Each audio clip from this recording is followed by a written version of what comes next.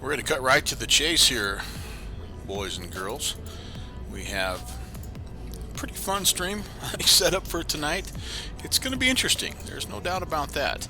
We're going to be making a nostalgia trip, a trip of my youth, basically, from my hometown to Pierce, South Dakota, which I'll explain kind of why Pierce, South Dakota, but what I remember about this trip is all of the short hops in the 737 that we had to do, and yeah, it was just crazy. Like this first leg from Riverton, Wyoming to Casper, Wyoming, it's a 27-minute leg, but they used to do it, and they used to do it daily. So that's what I'm going to be doing, and I mean, yeah, it should be fun.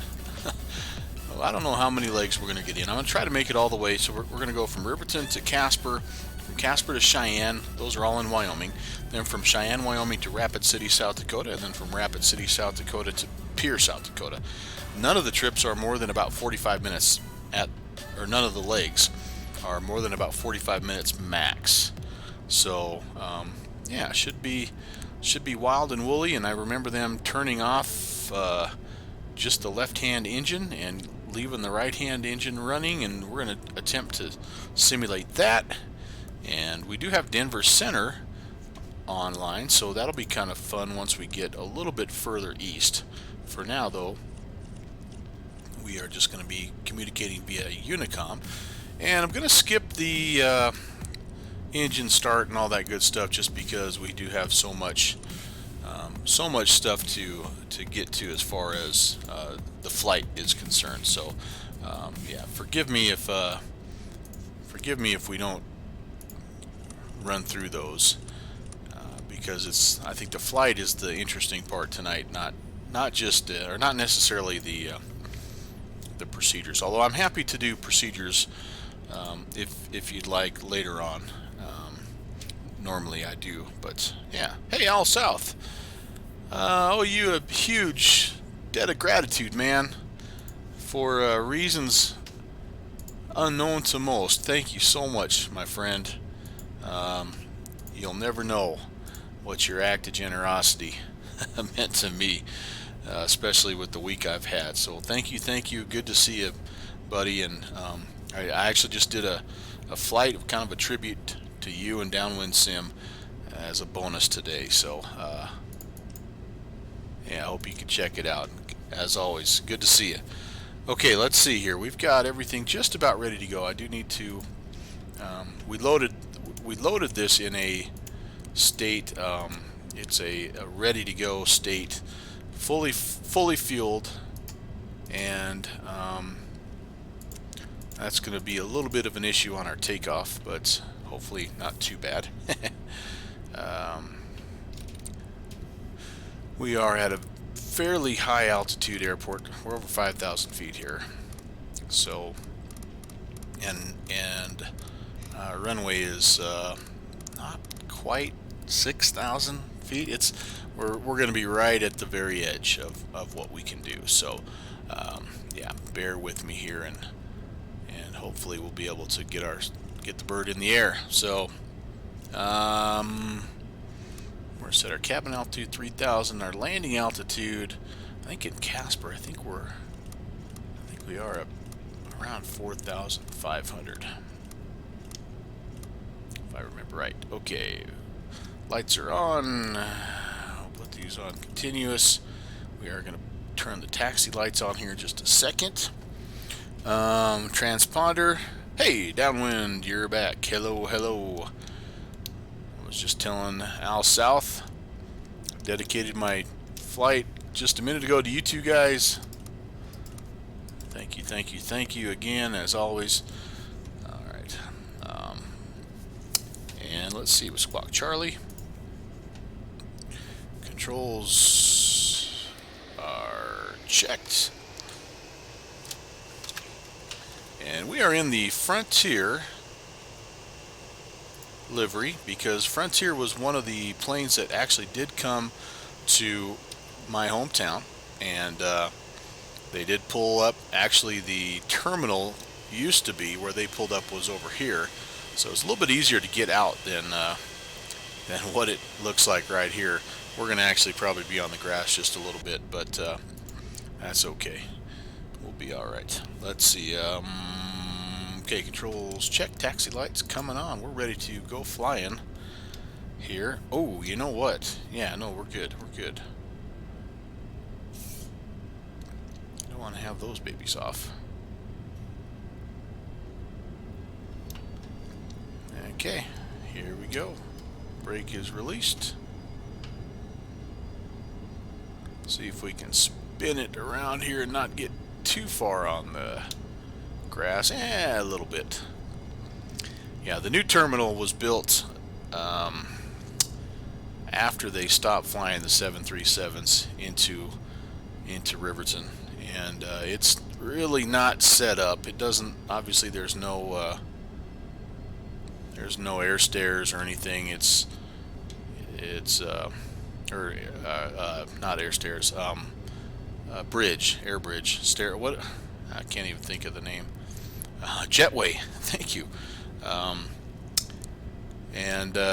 Yeah, so that part of this trip is a little bit unrealistic, but the rest of it will be as realistic as we can make it. It'll be kind of fun, I think, as well. At least for me. I don't know. It's one of those deals where when you're doing a remember when, it's kind of like showing people your family vacation photos. It's really only enjoyable for the person that's showing it. But Riverton traffic. Frontier Flight 603, we're taxiing runway 28 for Riverton. Let me make sure that the winds have not changed here since yeah, the winds, yep, still kind of, oh, actually the winds are the other way. Holy cow, we're gonna have to turn it around here, darn it. And Riverton traffic, Frontier Flight 603, correction, we'll back taxi runway 9er for departure Riverton.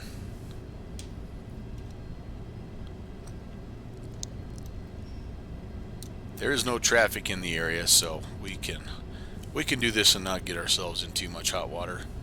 Let's go ahead, we'll set the flaps. Flaps 10 departure here, because like I mentioned, it's a pretty short field.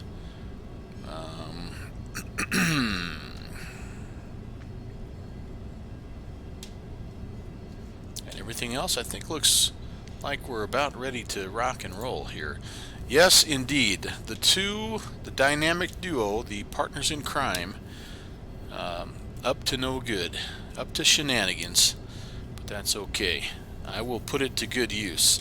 And the 8 terabyte, something tells me you're not going to have a hard time filling that. Just with the install that I've went through so far, which is just a very basic install. I actually was dumb enough to install it on I have an external 4 terabyte SSD, and so it had about 3.5 terabytes of space. It's what I've been using. It's one of the mini external SSDs I have for a little photography business I have on the side, and I thought, you know what, let's fire it up, let's get things installed there, and let's just see what happens. So that's where it's at, and yeah, it'll be fun to mess around. Okay, so we are departing to the east. The plan is to climb to 19,000 feet. Again, this first leg is quite short. Let's see, only 110 miles, so about 27 minutes, and that's if we keep the speed down.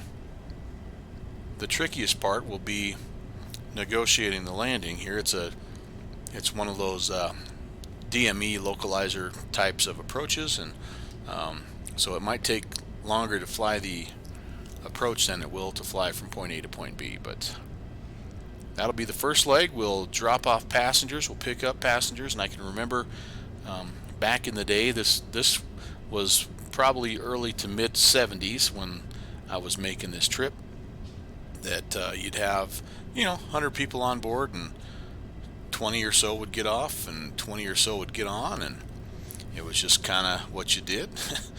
And you hung out for 15 minutes or so, and we're rocking and rolling. Probably just about enough time for the cabin crew to file another leg of their flight plan, and yeah, so that's what we're planning on doing here. Oh, runway 10, I think I said runway 9. And Riverton traffic, Frontier Flight 603, ready for takeoff. Runway 10 will be departing straight out Riverton. Alright, before takeoff, check a list. I need. Taxi lights are coming off. Takeoff lights on. It is a gloomy day around these parts. It's been snowing for the past couple days. Looks like that's held off. Engine switches are ignition. We will put the heading mode on our flight director. This needs to be off. We will have our altitude hold on. That can be turned to off. That's on heading select. That'll be ready to... Actually, I don't want that just quite yet. And everything else I think looks good. Our altitude alert set to 19,000. We may get a little... There's been a little bit of a glitch at 10,000, but I know how to kind of fix that. Alright, we are looking at... I'm not going to set this, but we are looking at an EPR. We're going to need about as close to 2.2 as we can get to get ourselves flying here. So yeah, here we go. I'm actually going to turn the flight director off. That's bugging me.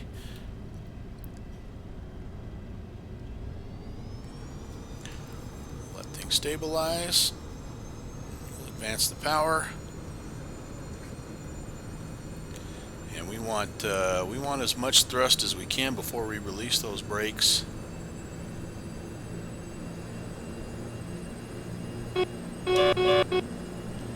Here's our little horn saying we're overdoing it, and away we go. We are heavy and fully fueled, so wish us the best. We need about 140 for rotation speed, fully fueled, and come on, airspeed. Alright, airspeed is alive. There's 80 knots.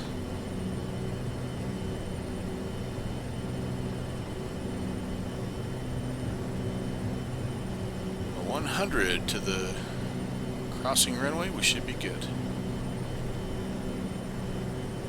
$120. V1. And rotate. Yep, not a lot of room to spare there. Gear coming up.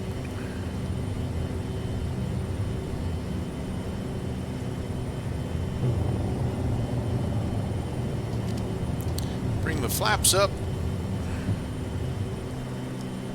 and we are going to turn and head east.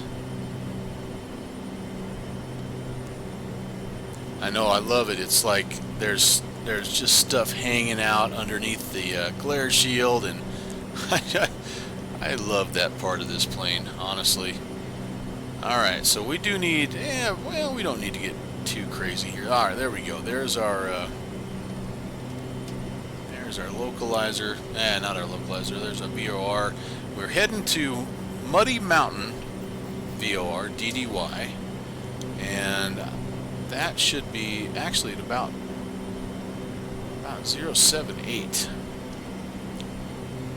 Let me get that spun around here and get that set. If we travel at about 09 or 0, we should intercept that. We may have to... Actually, we're going to need to turn even more to intercept that. Okay, speed has come up because I've allowed my altitude to level, or allowed myself to level out here.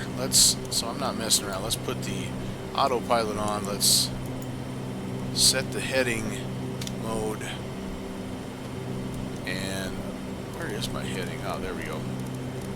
Probably about 060 would probably work.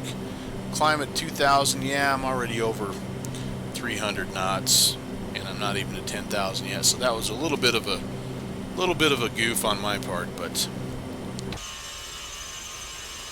there we go.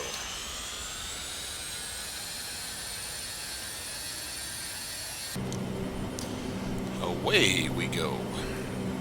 Yeah, so lots of that kind of stuff on this Al South, and again, I think that's kind of what makes it cool. I don't know, wear and tear all over the place, you know. But these are old birds, man. I mean, they just have been around for a while. Okay, we're through 10,000. All right, there's our little altitude horn glitch. So here's how I have to fix that. I need to spin it down here. Sometimes it does it, sometimes it doesn't. Alright, there's...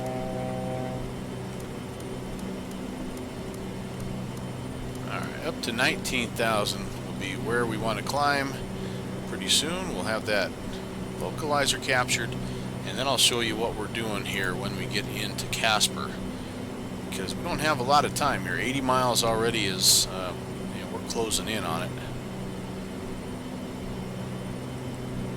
Okay.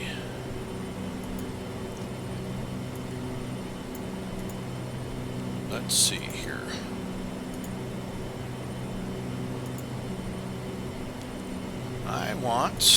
Let's see, I'll pull this up here. We're getting, oh, by the way, we're through 10,000. I can put these guys back to normal. I might want to think a little bit. The temperature is not bad, but once we get up in here, I might want to think a little bit about anti-ice. In fact, I think we might go ahead and do that. We're going to put the wing anti-ice on and engine anti-ice on just as we pass through this layer, and then we'll go ahead and turn the VOR localizer on, and we'll capture that radial and be on our way to Muddy Mountain. Okay. Wind had changed a little bit there.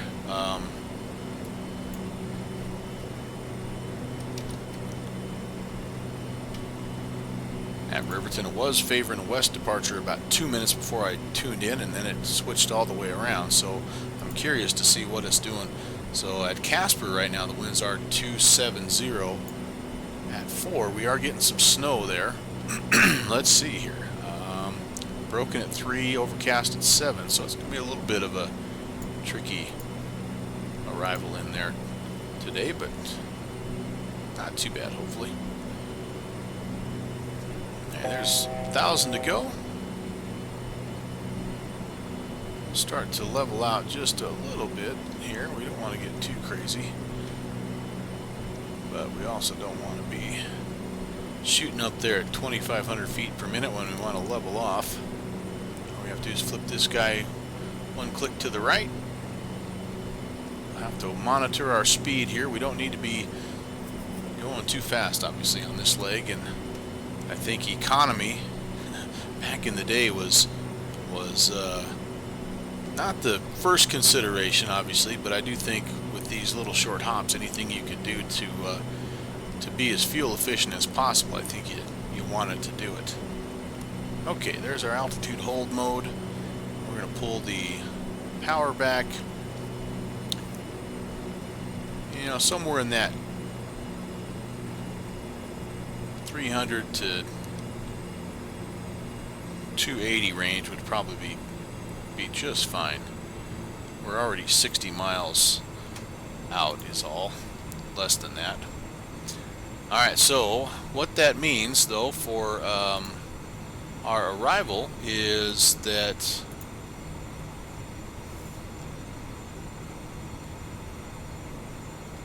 well, we have a decision to make. There's only one ILS arrival, and that is to runway 3.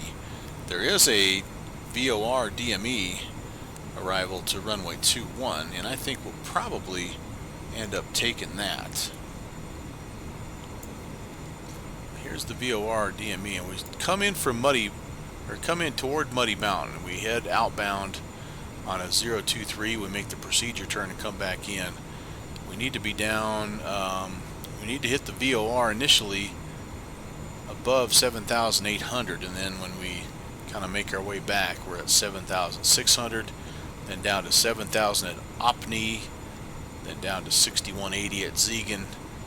All right, so I think that's the approach that the weather is favoring right now. All right, there's a good speed, I think.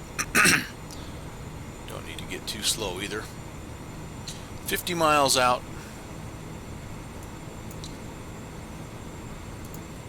So we will. That looks like the thing to do. So, all right. So you've got a picture me in the early to mid 70s. I'm like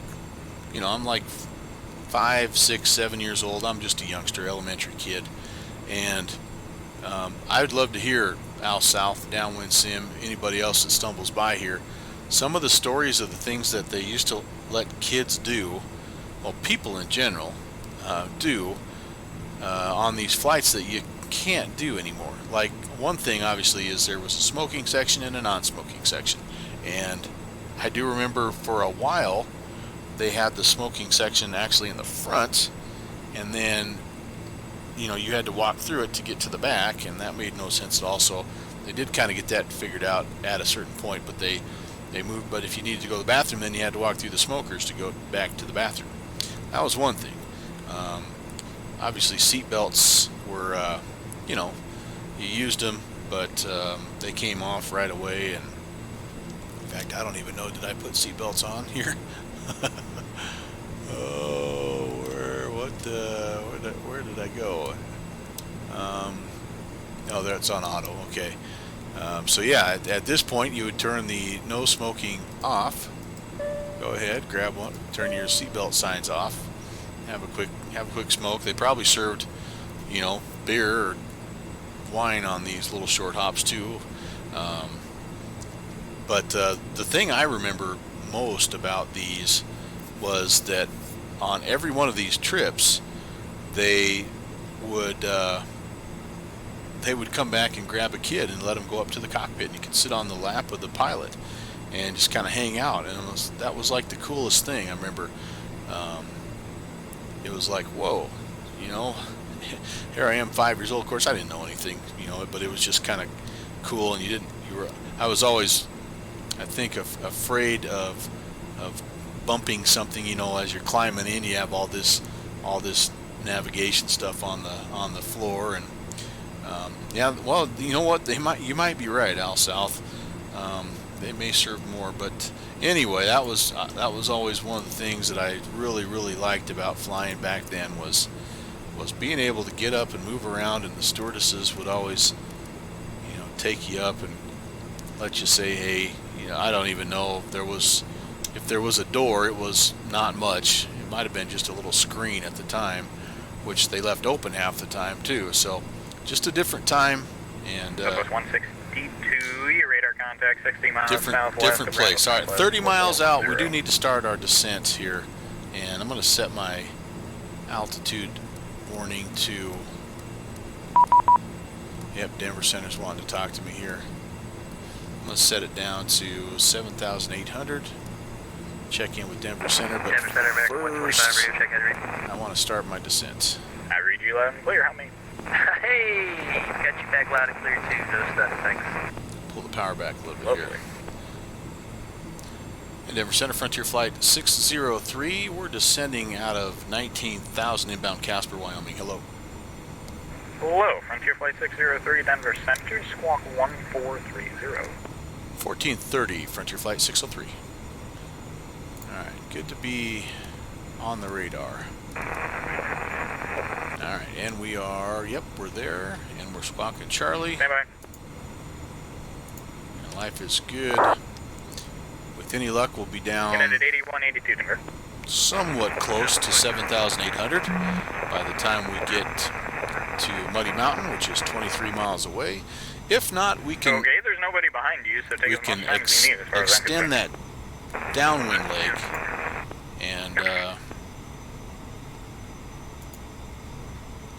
need to, so we can... Frontier Flight 603, your radar contact 21 miles northwest of Casper. Verify altitude, please. Frontier Flight 603, 6,600 descending. Ooh. You mean 6,600? 16,000, yes sir, sorry about that. Alright, just making sure. And what approach would you like into Casper? We'd like to VOR DME runway 21.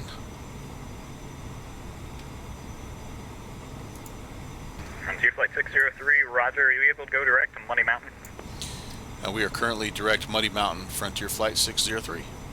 Frontier Flight 603, clear direct Muddy Mountain, cross Muddy Mountain at or above 8,000, and cleared for the VOR runway 21 approach. Clear direct Muddy Mountain will cross at or above 8,000, cleared for the VOR DME runway 21 approach, Frontier Flight 603. Alright, so there we go. But anyway, what I was saying is if I'm a little high here, I can extend this a ways until I get myself, you know, where I need to be. So I don't have to be right there. There is no limit as far as how far out, you know, a guy has to go there. But are you able to accept flight level 180? Alright, so let's see here. Yeah. Need anything? Anti-ice is still on. United 512, Alright. you clear to Aspen, counter 5 departure, then is filed. Climb via the SID, departures with me, squawk 1431. VREF is just a little over 143. And, yep, you can always move empty seats. Yep. Correction, United 512, read back correct, expect 17 right, call me Yeah, ready to taxi. just was different. I mean, 455, you ready? you could move around. Yeah, I mean, it was just interesting. I really miss it. Alright, speed's looking okay here. We probably need to slow down a little bit because we're closing in on 10,000. Alright, the ATIS, we have the ATIS, altitude speed restrictions checked. Landing gate, we know where we're going. VREF 143. I'm not going to set that. Yeah, I'll set that 143, see if I can get it set. United 257, negative, climb via the SID. VREF's okay, no smoking. Alright, sorry guys, got to go back to auto on no smoking. So we'll turn both of those on.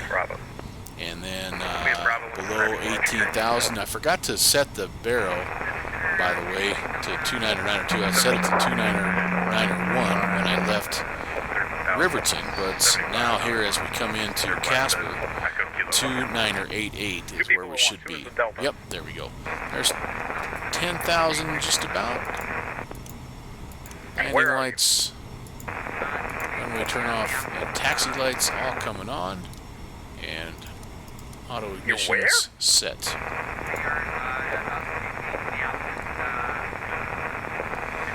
Just about right. We're 3 miles away, and we're going to take this turn here.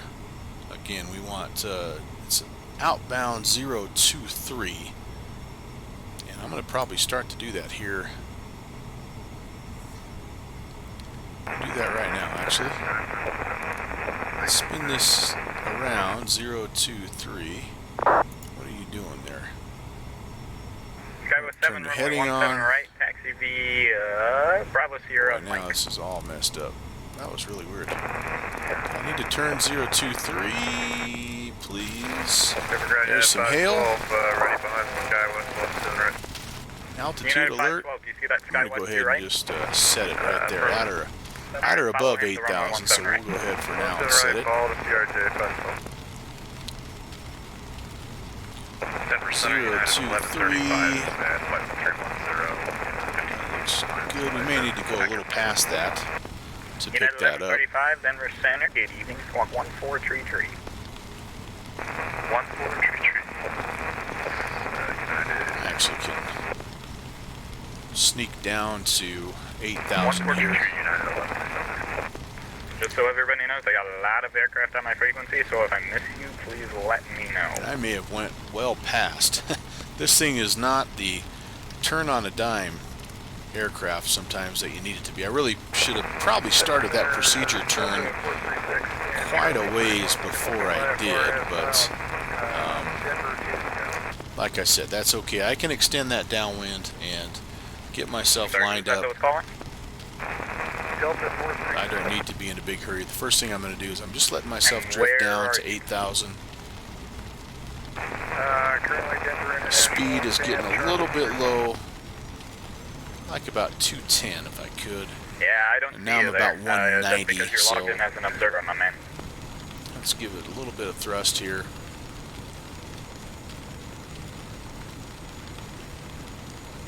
Keep the descent going. 200 feet or so. Yeah, I must have went way past that procedure turn. Whoops. 455, thank you. Your radar contact line maintain level 350. Let's go 350, see if we can't pick it up. Shouldn't be too much 70 miles longer. east of Rapid City. Alright, that's close enough. Speed's coming back up here, just about 210, like I said, would be just about right for me. Anything below 200 I find, especially when tanks are full, tend to kind of get a little bit of a nose-up attitude, and it can be a little bit frustrating. All right, here comes the localizer. I'm going to just keep it going right through that and just call this the procedure turn. Procedure turn is supposed to be 338, so let's spin that over here. We'll just go a little bit, go through it. Man, that is testy. Just go right through it, and like I say, call that the procedure turn. I'll get my timer started. United 257, runway 17 right, taxi via Bravo, Sierra Mike. Again, just so you kind of have an idea of what I've done here and what I am doing. So we flew in here and we actually went past. We're supposed to turn and come right up here on this outbound. It's 25 outbound, but we went past, so we actually just kind of hung a left, and inadvertently we just kind of got right on this procedure turn. So we're going to come out here for a minute. We're going to go here for a minute. We're going to come back around, intercept, and then and make our way in. United 257, this is taxiway to your right, the next line. Alright, speed's looking okay, a little high. That's kind of the way it is for me in this plane, though. It's either just 10 miles an hour too fast or 10 miles an hour too slow. Alright, that's a minute. And let's head out now on the outbound portion of the procedure turn. Southwest 162, Denver Center. Now I can work on my speed a little bit. Southwest 162, route amendment, advise ready to copy.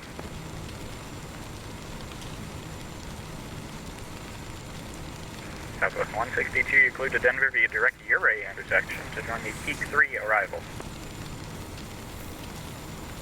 Alright, again, we have a few clouds now at 1,700, broken at 3,000, overcast at 7,000, so it's going to be fairly low. Low ceiling here. Okay, 10 more seconds, so we'll make that turn. Who's number 1 at 17 right? Is it Skywest 7? Alright, we can make the turn now. Skywest 7, runway 17 right, should line be wait, turn separation. On the 203 outbound radial.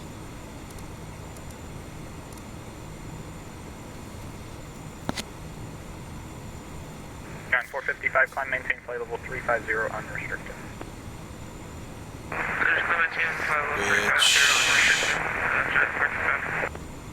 We gotta be pretty close. Frontier Flight 6/3, report over Muddy Mountain again, please. Okay, we'll report over Muddy Mountain, Frontier Flight 603.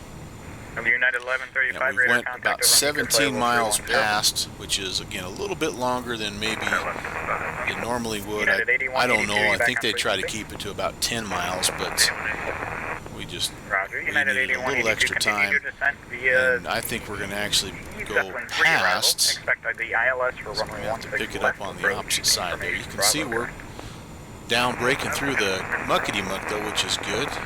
So maybe we can make take a Skyway semi-visual 7, runway approach 17 if we right, need clear to. for takeoff. Caution wake turbulence departing behind an A380. Yeah, we're just about right on the moolah here. Just a United 512, runway 17 right, line up away. just a tiny bit past, so we'll set this at about 220. We'll pick it up, and again, we need, when we get to Muddy Mountain, so right now we're tracking inbound 205, and then past Muddy Mountain, we actually, that changes to 203, so we'll make that slight adjustment.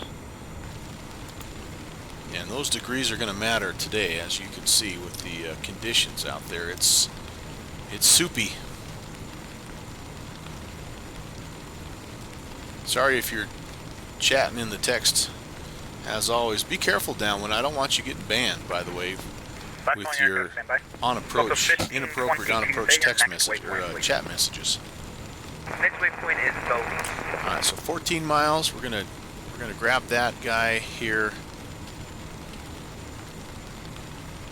Delta 1522, route amendment, advise ready to copy. Could spin him around. Ready to copy. Delta 1522, you're clear to Denver via direct Bowie intersection to join the Jagger 3 arrival. Direct Bowie to join Jagger 3 arrival, Delta 1522, read back correctly. Either way works.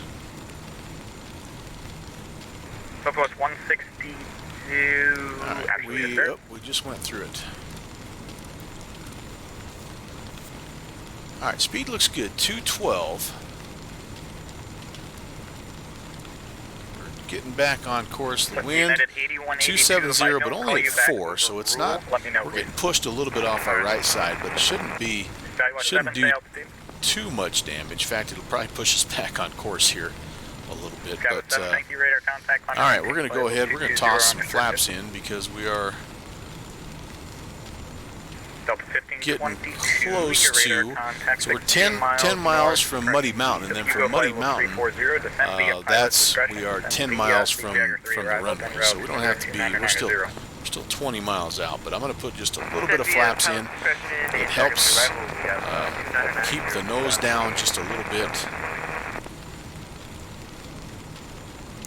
And when we pass, again, Muddy Mountain, we're going to change this to 203.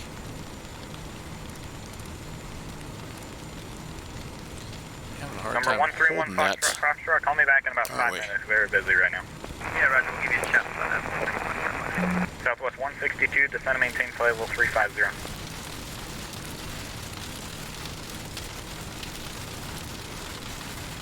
Ooh, it is nasty sounding out there. Descend and maintain flight level 350. More like hail and rain than snow. That's kind of what it's done around here for, like I say, the past about 3 days. Started Saturday, actually, and Saturday night. Probably the first real snowfall for the state this year. United 512, give me about another 30 seconds and I'll depart you. I just want to make sure you guys have enough separation. Denver Center, giant footing 455, like to step away 10 to 15 minutes. Unit 455, approved as requested. Call me back when you're back, please. Sorry to call you back.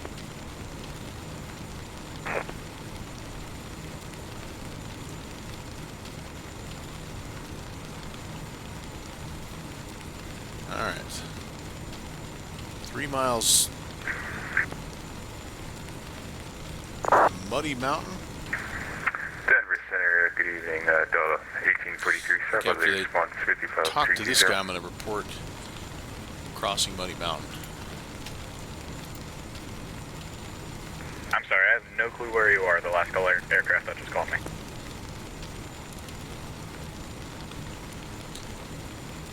Delta 18. Back and forth, chasing the VOR.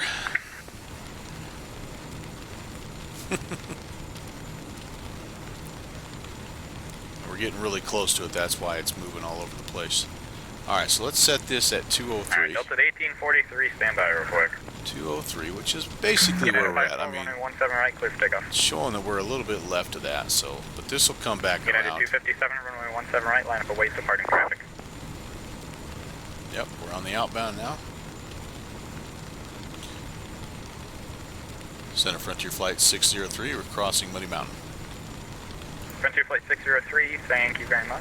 Winds 270 at 4, runway 3, correction, runway 21, clear to land. Runway 21 cleared to land, Frontier Flight 603. Delta Alright, so we're 1843, going to start our way thank you down very here. Much. Squawk 1435. About 800 or so. 1435. And do have to try to get this guy picked up here. So right now we're just a little bit left of the runway. United 1135. Elevation is 5,350. 5350. So we should break out here around 65. United 8182, continue your Let me just descent double down to check 8,000. here. If we're view at 17, broken at 3, overcast at 7,000. United 8182, radar contact. Yeah, we should break out of this stuff. Delta 436, 1,700 hours, is that correct? above, so 1,700 plus 6. It should be right here Delta about 436, 7,000. We should break out. departure, Pfizer transition, then it's filed. Climb via the SID, departures with me, squawk 1436. Put flaps to 15. I'm going to put the gear down here. 5 DME. We're a little bit high, I Delta think. 436, redact correct, 17 right, information Bravo, call me ready to Oh, taxi. don't need to go that drastic. There we go. Call me ready to taxi. We're starting to pick up that localizer again, which is good. United 512, altitude. Missed approach, by the way, is just make a right-hand turn and climb back to the VOR. Ah, there we go. We have United ground 512, thank you, climb, contact. maintain flight level 180. 180, United Turn that off. 1135, if I haven't said it already, And we'll go correct, flaps descend via the 30. French arrival. Denver altimeter is 2990. Come around just a little bit here. Descend by the French 3 arrival, United 1135. Slightly aggressive in our descent, but And United 1135, and I have to amend you just a tiny bit. Depart the French intersection heading 090. boy, this is Depart something French else here. intersection 090, United 1135.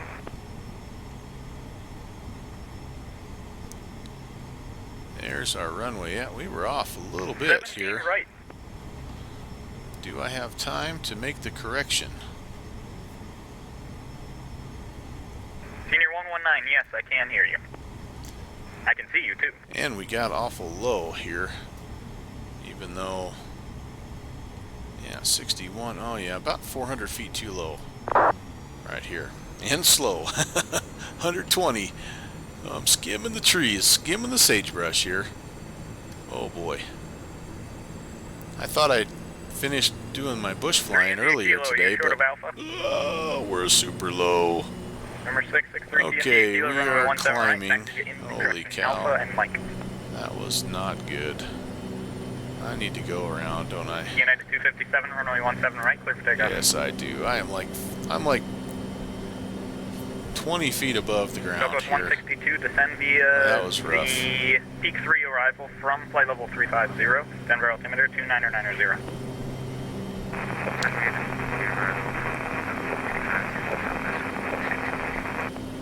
United 1135, verify Maybe you we are can salvage departing it. the French intersection heading to 090. Yeah, that was a speed management issue right there. 1135 will depart the French intersection Folks, at that was 090, my not bad. All good. Are you a able to go good direct descent. French still, or do you need All right, vector now back? I'm too high. 1135, we can still go direct to French right now. All right, I think Roger, we're thank okay. you. Let's see what happens here. Probably just need to divert. Why are there so many people going to Denver? Crazy. Cool town. All right, this is what it should look a little bit more like. Who was at flight level 380? Too bad I wasn't able to fly that the Redwood first time. 860, Denver Center, squawk All right, we are 1437, down and a verify little your early. altitude is flight level 390. Oh boy, it is nasty here. Yeah, that's not bad. Pressure's engaged. 1437. And that is definitely not how you do it, guys. Manual braking. United 1120, Denver I Center, sure thank you very hope much. Turn left that, heading 010, descend I maintain can't, 15 this miles, taxiway Denver is altimeter closed. 2990, Yeah. information Bravo. I hope that Cheyenne is a little bit nicer than this. This kind of sprung up on us. When I departed, it was not snowing. And yeah, this Redwood 86. kind of came out of nowhere. Contact 30 But miles east, correction, west of this Meeker. time of year, 390. that's what happens out here in the Mountain West. All right. United 257, Well, we're clear. Let's go ahead and United 257, thank you. That's what I see. Your radar contact. Climb and maintain flight turn level off 220. our taxi lights and our runway turn-off lights. These can be turned off as well. Okay to clean up the flaps. There is our United 257, gate. amount altitude, maintain 14,000. You know, one thing I did not do also last time, I didn't turn the weather radar on, because I should be turning that off right now according to my checklist. I don't know how I missed that. Alright, let's pull in here. United 1135, descend and maintain 16,000. This is a nice, and Denver I always altimeter remember this 2990. being a nice airport, because this was 16,000 and the first airport I ever 2990. went to that had actually a jetway. Number 131. Even back in the 70s they What can I had do for you? a jetway, so that was pretty dang cool. We'd like to just pick up the flight following for traffic. We're going to be joining overhead right now with runway 15 at Aspen. Alright, so we're going to come to Number a 131 stop right here, Roger, squawk 1440. kill the taxi, set the parking brake, and we'll turn this engine off. We'll go ahead and get the APU going just because we're going to need it. And let's see if I can use this gate. Ah, dang it. Well, so pretend that I am getting the air. You know what? Here, we'll do this instead. We'll just say it's broken, and we'll go old school.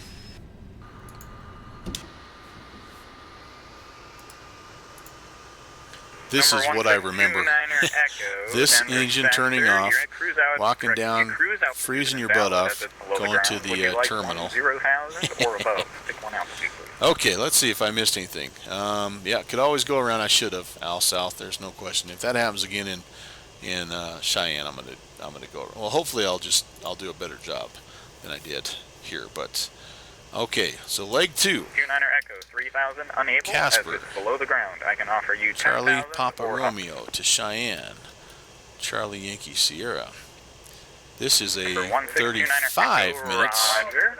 route, and I'm going to file Number 1629er Echo, you're clear to Muddy Denver via Mountain radar to vectors. Maintain Juliet 10,000. Squawk to the Juliet 1441. 13 airway to the Cheyenne VOR. So that will look like this. See if I can get that. 1629 Echo, read correct. Expect runway 17 That right. looks Call like me ready to this. taxi with the weather. Go a little bit north. Actually, what I'm hoping we'll do is we'll be departing to the southwest, and then he'll just let us pick up this airway down to Cheyenne. So pretty quick trip here. November 1629 Echo, expect runway 17 right. Call me ready to taxi with the weather. Let me update my V-Pilot, and then we'll be ready to depart. Number 1629 Echo, runway 17 right. Taxi via Alpha. So we'll be going here in the next 12 minutes, top of the hour. United 257, climb and maintain flight level 220. And Level 220, United 11, correction. United 1121, turn left. Correction. United 1120, I am going to turn left climb to 350, descend and maintain 230 on this leg. Alright, that flight plan is filed. 350 and descend to Let's see if we can pick this clearance up. United 1135, descend and maintain 14,000. 14,000, United 1135. Denver Center Frontier Flight 603. With the weather here in Casper, I'd like to pick up IFR up or down to Cheyenne.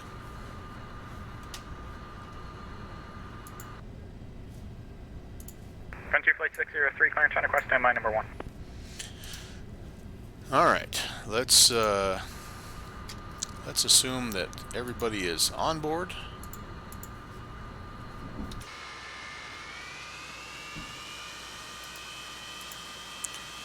I do like that feature. That's kind of a cool feature. Senior 119, Denver Center, how do you hear me?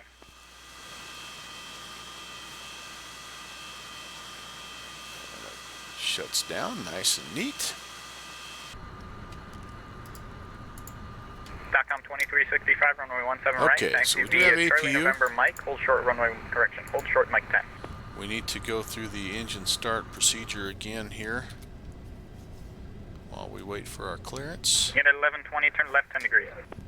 He's going to be busy. Alright, got to turn the packs off. Unit 1120, turn left 10 degrees.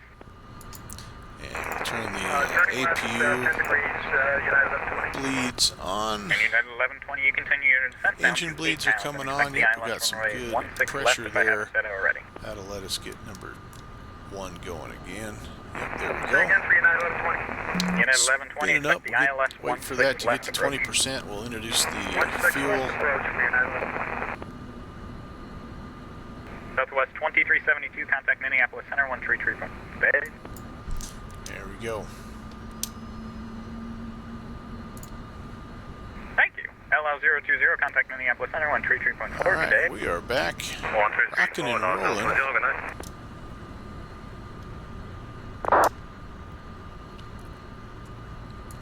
Skywest 7, descend and maintain Turn the 16,000. APU back off. Altimeter 2989er and speed 210. We'll be ready to go when we get clearance.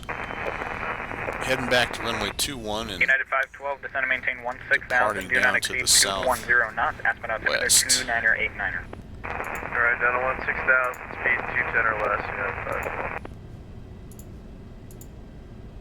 Denver Center, Giant 455, back with you. Fantastic. I can only imagine the pressure these guys felt making these turns, and I mean, trying to keep, when I look at departed flights and look at some of these old schedules, man, they didn't have much time. Like they were expected to be landing, Skywest 7, changed you able to do out, the roaring and back visual? in the air like within 30 minutes.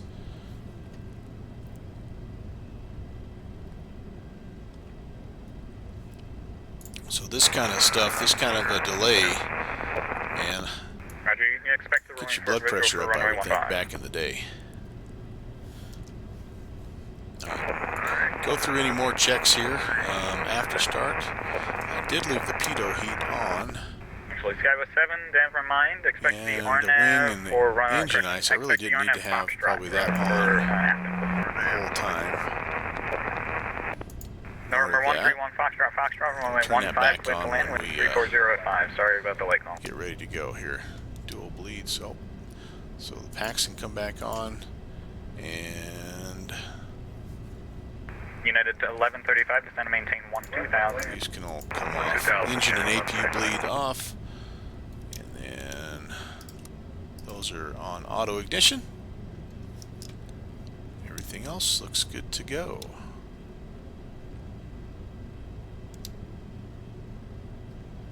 Roger, stand by.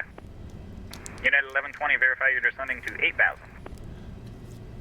Now I might have to look a little bit at my fuel quantity, because United 1120. if I keep the right engine running And that last calling aircraft that said they were short of some runway. and turn They the call left back one in. off, yeah, see, that's a little bit lower, so I may at some point here need to Number 1629er Echo, gonna runway go ahead and 17 right, cross clear bleed takeoff that on departure, here. fly heading 090. just for a few minutes here.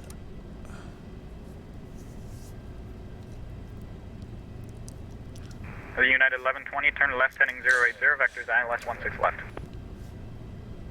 Well, alright, so Heading 080. why did we make this trip when I was a kid from the middle of Wyoming to the middle of South Dakota? Seems kind of crazy in this day and age, but back in the day, Frontier Flight 603, have your clearance available. It's going to be a quick one, though. Advise ready to copy.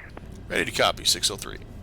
Unit correction. Frontier Flight 603, you're cleared to Cheyenne via direct money correction. Radar vectors Mini Mountain, then as filed. Maintain 10,000. Expect flight level 230. 10 minutes after departure. Departure with me. Squawk 1430.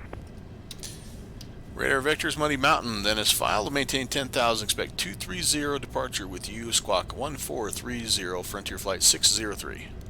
Frontier Flight 603, reback correct. Expect runway 23, correction 21 for departure. Call me ready to taxi with the weather. Ready to taxi, Frontier Flight 603, and we have the current weather. Frontier Flight 603, runway 21, taxi via Alpha, cross runway 26. 21 via Alpha, cross 26. Thanks, 603. United, correction, 1979, Oh, United leaving my airspace to the what south. did I just do? Offline. Radar service is terminated. I just hit the wrong button. I want that. So, alright, let's get going here.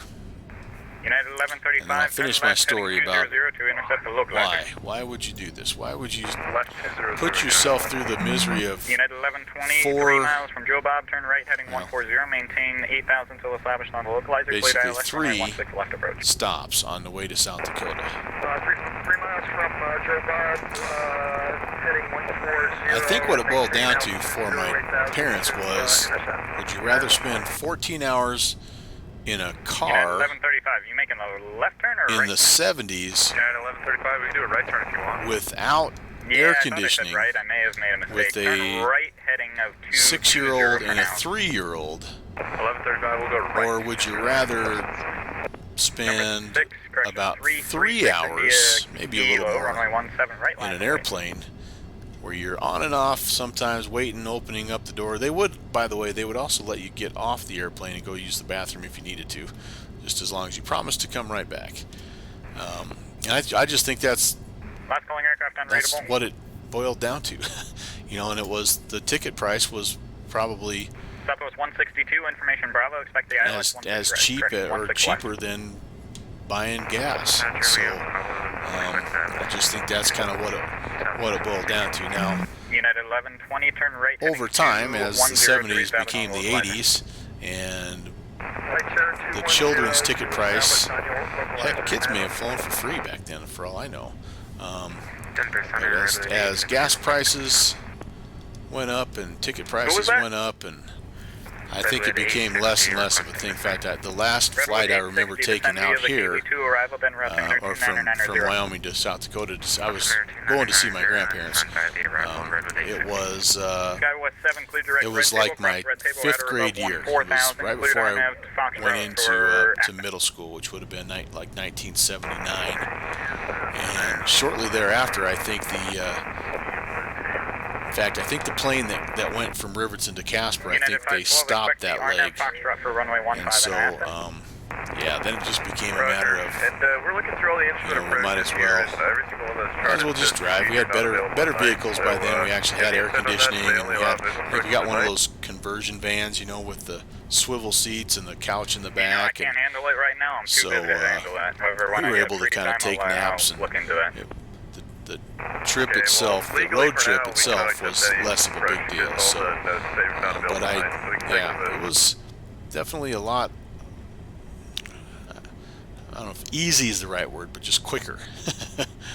I don't think it's easy to travel with young kids on an airplane, but it's 3 to 4 hours versus 14, 15 hours, and so it's well worth it. United 1120, runway 16 left, clear to land. Okay, here we come on runway 21. We'll do a quick before takeoff check. 3 India Kilo, runway 17 Be right, ready to clear head down, and again, hopefully he's not going to radar vector me Falcon 2365, runway 17 back right, to line of await departing traffic. Muddy Mountain, and because that's actually the opposite way that we're traveling, but I would just hopefully be able to pick up that. Number 1, Foxtrot, runway 15, clear to What land. is it, the Juliet 13? Is that what it is? Yeah, Juliet 13 airway. Alright, so before takeoff, Stand by. taxi lights are off. Landing lights coming back on. Here, loud and clear. The engine switches are to ignition. Altitude hold is on. Everything's turned off. That is heading mode is off. Altitude hold is off. All right. United 1135, turn We left, are heading cleared, 200, by the way, to maintain 10,000, so 8,000 let's until set established on the that. localizer, cleared ILS, runway 16 approach. Left 200 and 8,000. And I have Muddy Mountain still tuned in, 1620. And my gut feeling here is that, like I say, I'm going to be cleared. United 512, Intercept, no it's clue a about 137 the procedure, not available at night. However, I'd ask outbound that you, radio here, so accept let's the set on that. Foxtrot for runway 15, as I'm too busy to have you not be on an approach. Alright, we're going to have to hold or something that Okay. we're not able to accept an instrument approach. Delta 5, correction, United 512, hold at red table on the 350 Could take me a while to radio. get clearance here too. Okay, clear 2, red table, be direct, hold north on the 350 radial. You have an ESC for us? Yeah, we did a lot of count the United 512, antelope, and let's see. one of our favorite games was 01100. my brother would pick Okay, flat nose semis, and I would pick the, correction, do not escape I don't know, whatever, the not flat nose ones. We'd count and see who had the most. And, Redwood 860, expect the ILS runway 16 left oh, after Kaylee. Slant. Yeah, Slant Alpha, he's doing his thing. I need to get his feed pulled up here because we could be watching it while I'm waiting for clearance. Denver Center, Frontier Flight 603, holding short 21, ready for departure. See ya, switching. Oh gosh, dang it, I just talked over. Frontier Flight 603, holding short runway 21, ready for departure. Frontier Flight 603, fly runway heading, runway 21, clear for takeoff. Fly runway heading, clear for takeoff, runway 21, Frontier Flight 603. Alright, well, 2 Charlie Sierra, how's it going downwind, you might ask? Well, we're an hour in, and we've just made our first stop, so we're doing okay. It took us a little longer to get clearance because Denver's busy tonight, which is actually pretty cool. Yeah, listen, if I was you, I would be watching Slant Alpha. He's much more, I think, much more entertaining. He's, yeah, I don't blame you guys a bit. I'm entertaining, but like in a different way. Skywest 7, runway 15, clear to land. Alright, Clear to land, 15, flaps are Skywest 7. set. Again, we're looking for as close to 2.0 as we can get, or if we can even squeeze a little more out of it, 1522, descend maintain we 8000. will. That's our takeoff EPR. We'll be a little lighter this time, United 237, clearance available, advise ready to copy. so we should be able to get United ourselves up 237, you clear to Phoenix, Solar 4 departure, day transition. to a rotation speed of 140. And And we have a nice long runway here to at Casper. That's the beauty part.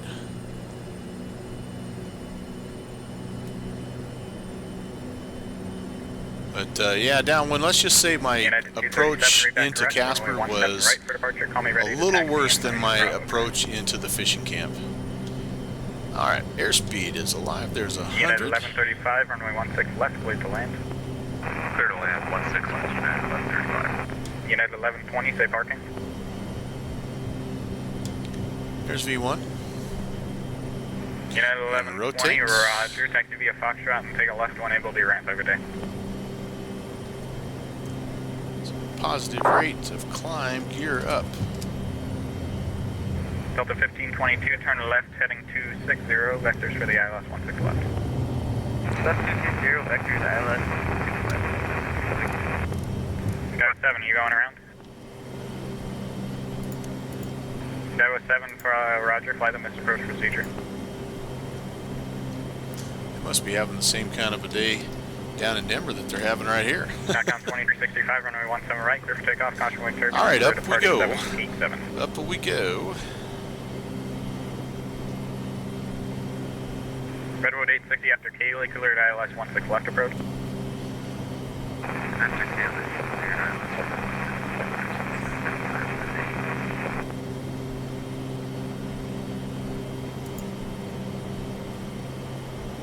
Frontier Flight 603, we're climbing 7,100.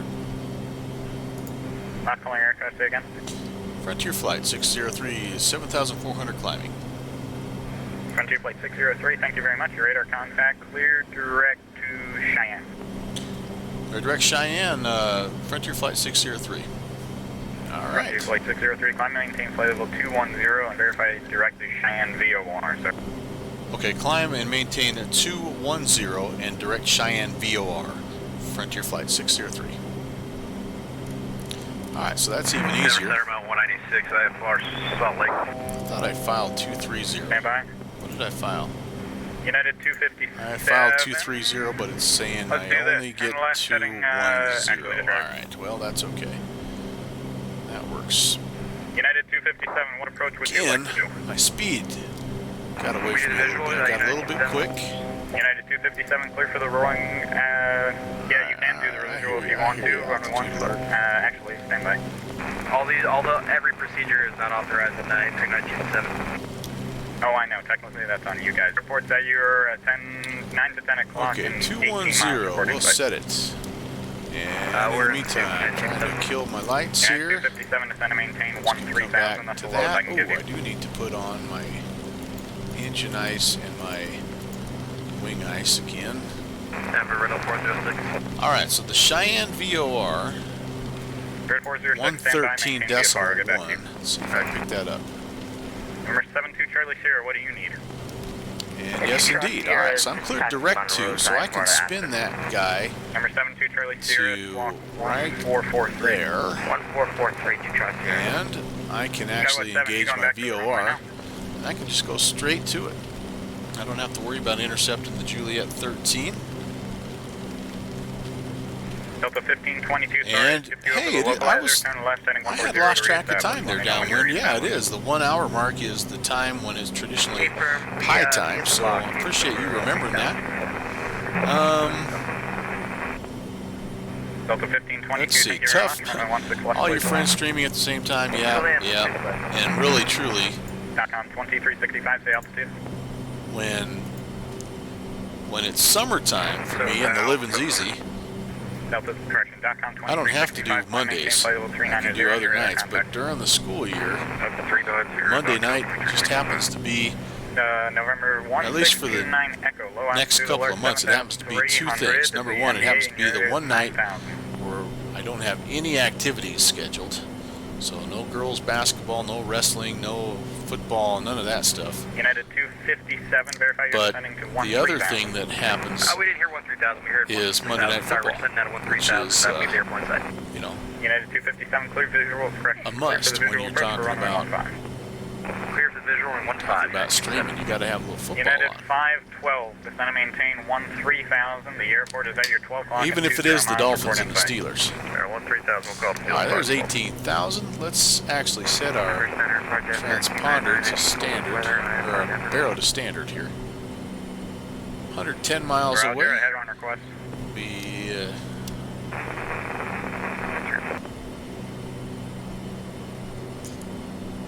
1,000 to go. Warning will be coming up here. You are radar contact 13 miles north of There Mount it Road, is. flight level 250. Check 2 Charlie. Radar 406, walk 1444. 1444. Speed's looking pretty good. 230. Delta 1763, leaving my airspace to the west, Salt Lake offline, radar services terminated, frequency change approved, see ya. Roger 128, Delta 1763, goodbye.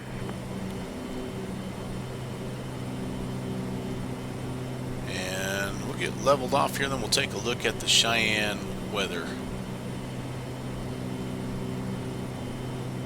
Radar 406, radar contact 20 miles north of Telluride, 17,400, climb maintain flight level 250. You clear to Aspen via direct Montrose, maintain flight level 20. Alright, clear to Aspen, direct Montrose, and 250 Riddle 406. And there we go.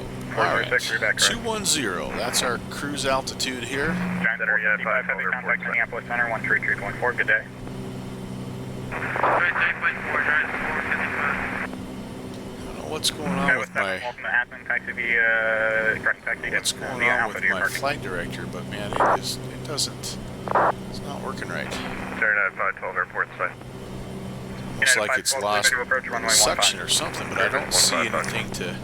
United 257, you gotta make it, or do you need to go around?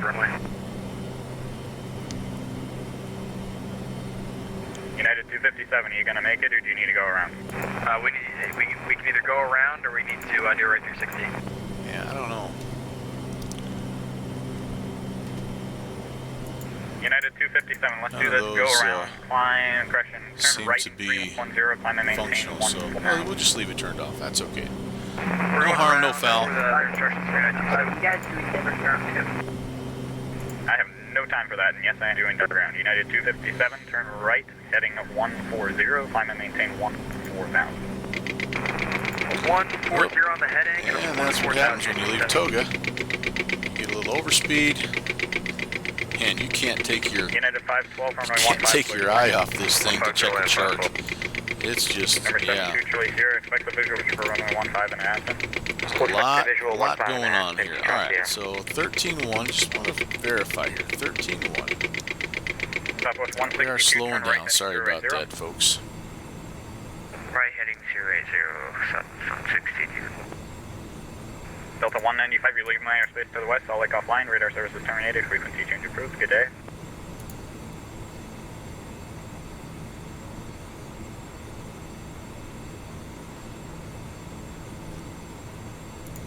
Delta 195, you leave my airspace to the west, Salt Lake offline, radar services terminated, frequency change approved, good day. Okay. Alright, that's much better. In fact, I'd even take it down around like 280 if I could get it. Yeah, we're doing it for space. Clicky, We were clicky, waiting clicky. on Yeah, where's my first officer monitoring my speed when I need him? So I just, on approach, United 257, are you going around as well? you asked that a while ago, but on approach I had it down there like under 140. So that was not good. I just about did a touch and go in the field there, just north of the airfield. 140 heading up to 14,000. United 257, roger. United 257, turn left heading 350. Left 350, United 27. United 257, But maintain 15,000. I was able to 15,000. make a recovery and actually put it on the ground. I just did a terrible, terrible job on the descent of managing my speed. That was the killer. So hopefully I'll do better this time. I've already kind of failed on that on the departure by overspeeding. Southwest 162, let's do this because I know you're going to overshoot it. Turn left after heading takeoff. turn right heading 200 to establish on the localizer. Autopilot set. Taxi lights. Takeoff lights off. Engine switches. Descend and maintain 14,000. Cheyenne altimeter 29 or 89. Pilot's discretion down to 14,000. Frontier Flight 603. Well, I'm going to go right now. Engine starter is confirmed off. Barrel is 2992, although he just gave me a new one. Actually, disregard runway 17 right. For Thank you, Bravo Cheyenne. November Mike. I'm going to look at that right now. Just to Bravo, confirm. November, Mike, 29er, 89er. Delta 1522, safe parking. It's clear. Yeah, much better. Alpha gates for 1522. Sounds much better than they're getting down there at Denver. Zero, pick one of the two. Sounds like everybody's going missed approach down Denver way. Alpha November. Alright, so Delta 29er, 1522, 82. Roger. Mike and Alpha November, do you Go get ahead and spin Mike Alpha that November, in. thanks for service, Delta 1522. Might be timing Cheyenne just about right. So MT 715, leaving my airspace to the southwest, LA Center offline, radar services terminated, frequency change approved, peace out. Guy has to have a little something, you know, for dessert. United 257, you want to try the visual again? Okay, let's set our altitude alert again. 14,000. Let's do Here's this. our, Turn left, heading 330. yeah, The not much airport to is speak at of in your, terms of moisture. 8 to 9 o'clock and 7 miles report insight. We need the Was it left brightness 330? turned up a little bit. Left 330, Yeah, yes. a little bit off our 330 for the airport left-hand side, but that should Give me a stay second, 327. east of us. Number 72 Charlie Sierra, descend and maintain 16,000. So same drill here, Cheyenne. We're going to land. We're going to go to the terminal. We're going to shut one motor off, the left-hand motor, number one. Say again. Deplane our passengers, Do you want to do an approach or do you want to get the new ones on board, and then we're going to be off, We'll do the visual to Charlie Sierra. heading to That's what I thought. All right. Rapid City, South Dakota for stop number 3, the final stop, and then we head to Pierce, South Dakota. And so the reason why I chose this route was beyond the fact that it was what I used to fly as a kid, was Downwind Sim. Our boy Downwind Sim, who is currently streaming on his channel, and I can't remember where he's at now, but he was supposed to be Okay, so he fell a little bit behind. He's going Gainesville, Texas to Tulsa to Lawrence, Kansas tonight. But that leg was supposed to happen last weekend, or last Monday. And then this Monday he was supposed to end up at Pierce, South Dakota. So as he's getting closer and closer to where I live, I want to make sure that I'm flying along with him and just enjoying that. I was born in South Dakota, so I was born just a couple of hours east of Pierre, in a small town called Redfield, South Dakota. Home of the Pheasants, by the way, the Redfield Pheasants. If that's not a great high school name, I don't know what is. But yeah, so downwind sim, you are correct. We are heading to crap. We just went from CPR to crap.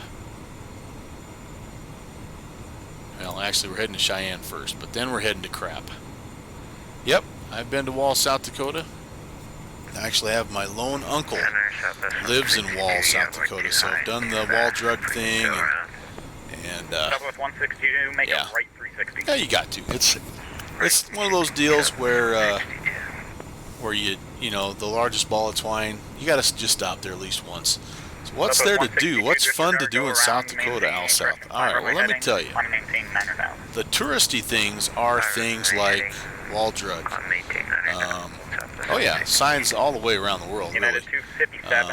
But Wall Drug is kind of a cool, I don't know, pop culture type of hangout. There's the Corn Palace in Mitchell, South Dakota, which is a little farther south.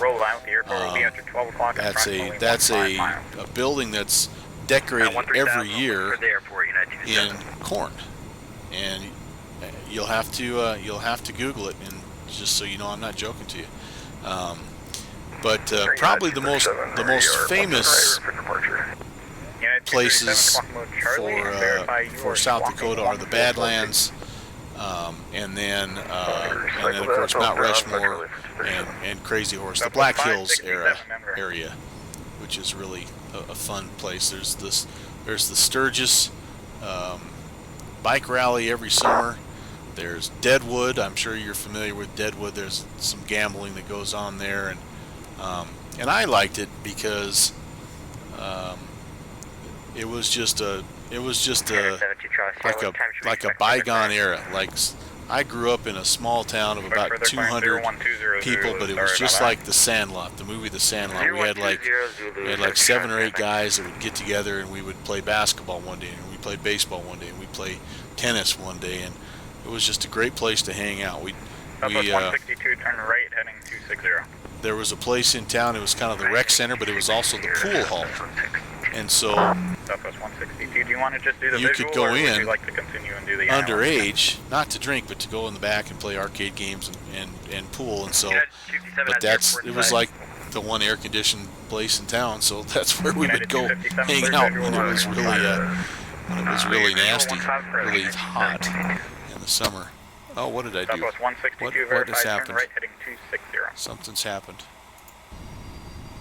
Right, heading 260. Oh man, I heard my engine sounds turn off. That was weird. I went to click on Active Sky. Ooh. United 237, you are running 17 right, clear for takeoff. How am I? 17 right, clear for takeoff, 237. What's my fuel doing?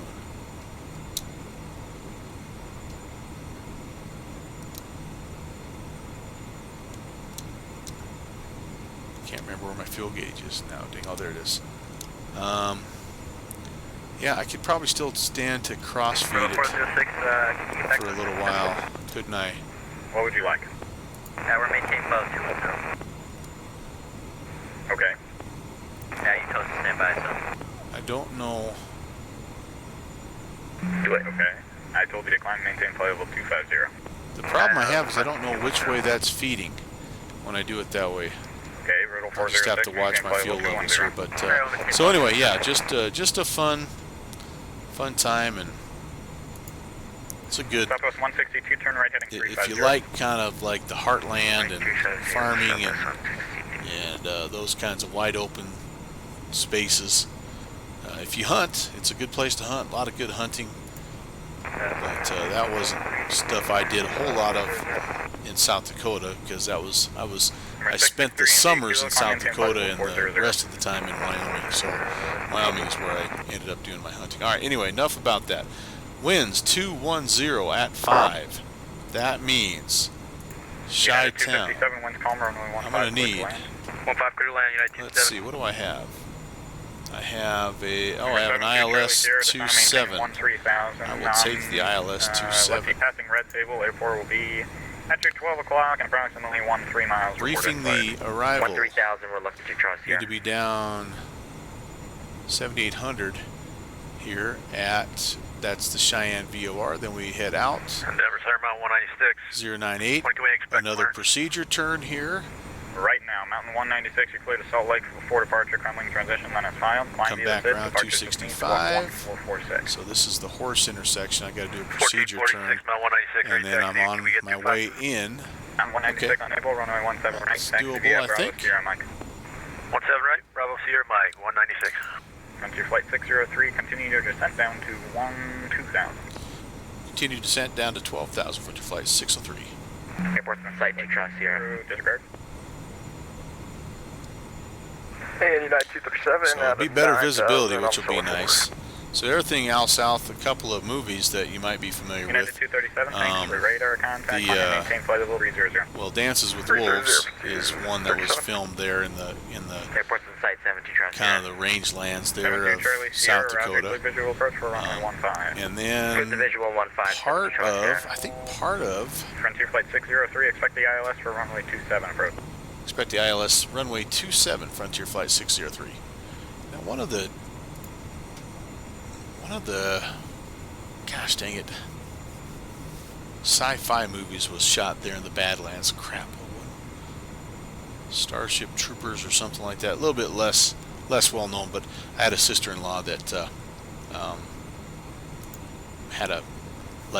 was part of like a crowd running. So she had a major role in it, so kind of joke about that. But so sort of like horses, yeah, not necessarily ride them. Hunting, yeah, not so much.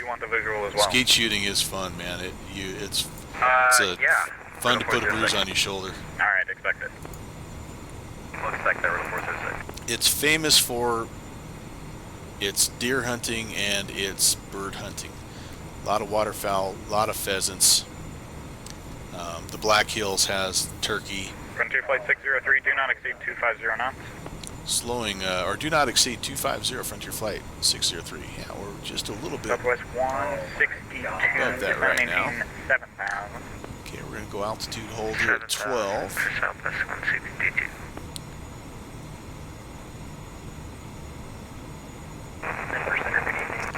Yep, that's exactly it. I mean, and that's their mascot, and the whole works, And where man. are They're all in.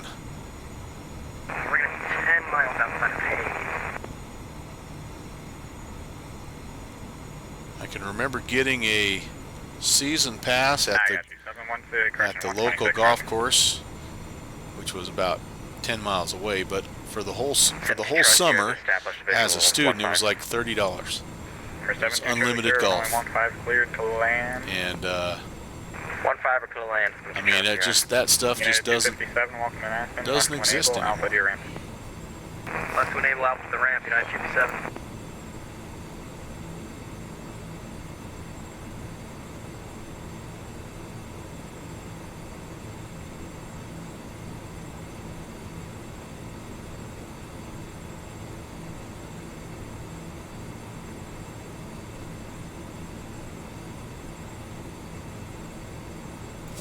Yeah, that's one way to describe it, Al.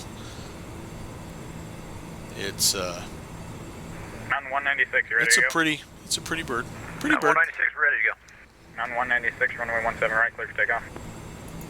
Clear for takeoff, Mountain 196. They're good to eat. Their tail feathers are used a lot in fly tying. All right, we're closing in on the Cheyenne Southwest 162. VOR. We're going to be heading out there at 098. So I'm going to go ahead and just kind of spin that over to anticipate. Central Aircraft Center will be closing in approximately 5 minutes. Ah, man. Like how you will. Huh? Oh, easy there, Captain Heavy.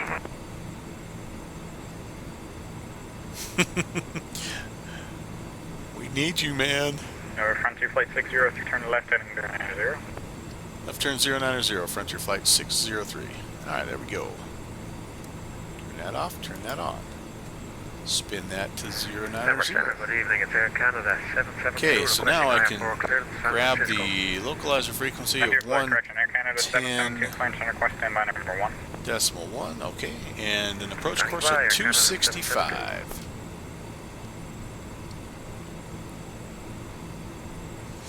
Center Delta 52 Heavy, looking to pick up clearance to Vegas.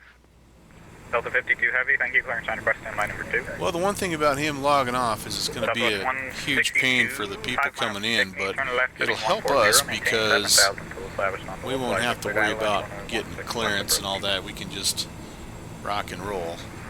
Because I guarantee you there's not a whole lot of people tonight flying between Cheyenne and Rapid City, and there's probably even fewer flying between Rapid City and Pier. Oh, and I'm over 250. How did I get over 250?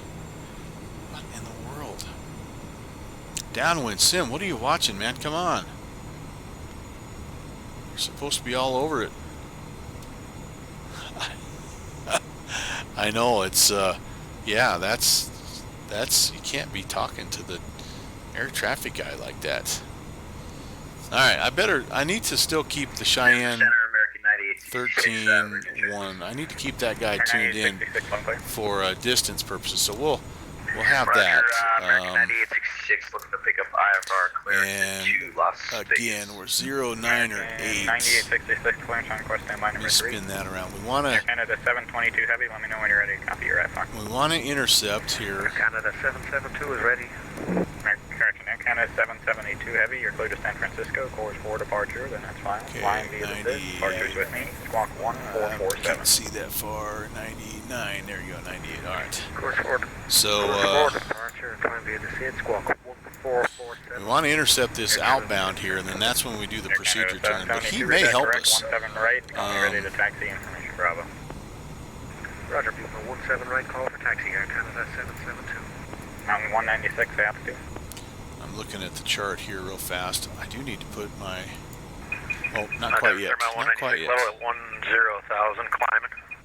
Mountain 196, Roger, you're in contact, climb and maintain. Oh, he's actually, I think, vectoring us, so we don't have to do the procedure Alright, all turn. the way to 320, Mount 196. American 463, contacted Minneapolis Center 133.4 today. Yeah. So here's what's happening. Over to Minneapolis Center. Instead of coming down here at 09 or 8 to intercept and do this procedure turn business, he's just shot us straight out here 09 or 0. He's probably going to put us on the base, and then final he'll just vector us in, which is nice. Southwest 162, runway 16 left, lead to land.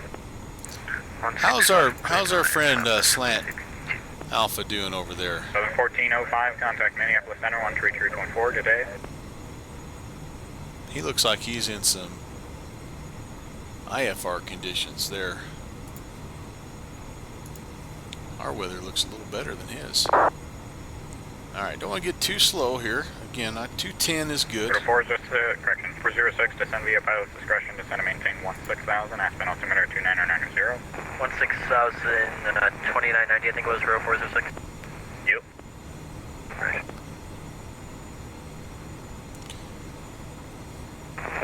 2 Charlie Sierra, clear the runway. Number 72 Charlie Sierra, taxi via Alpha Configuring for Lima. landing. Alright, here we go. Alright, yep, we're starting to get...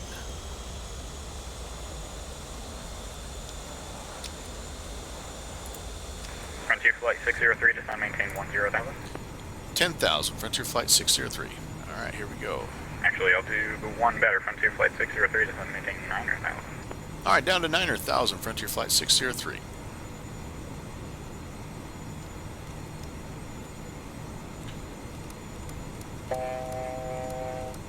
Kind of at the point where I need to probably stop fiddling with that.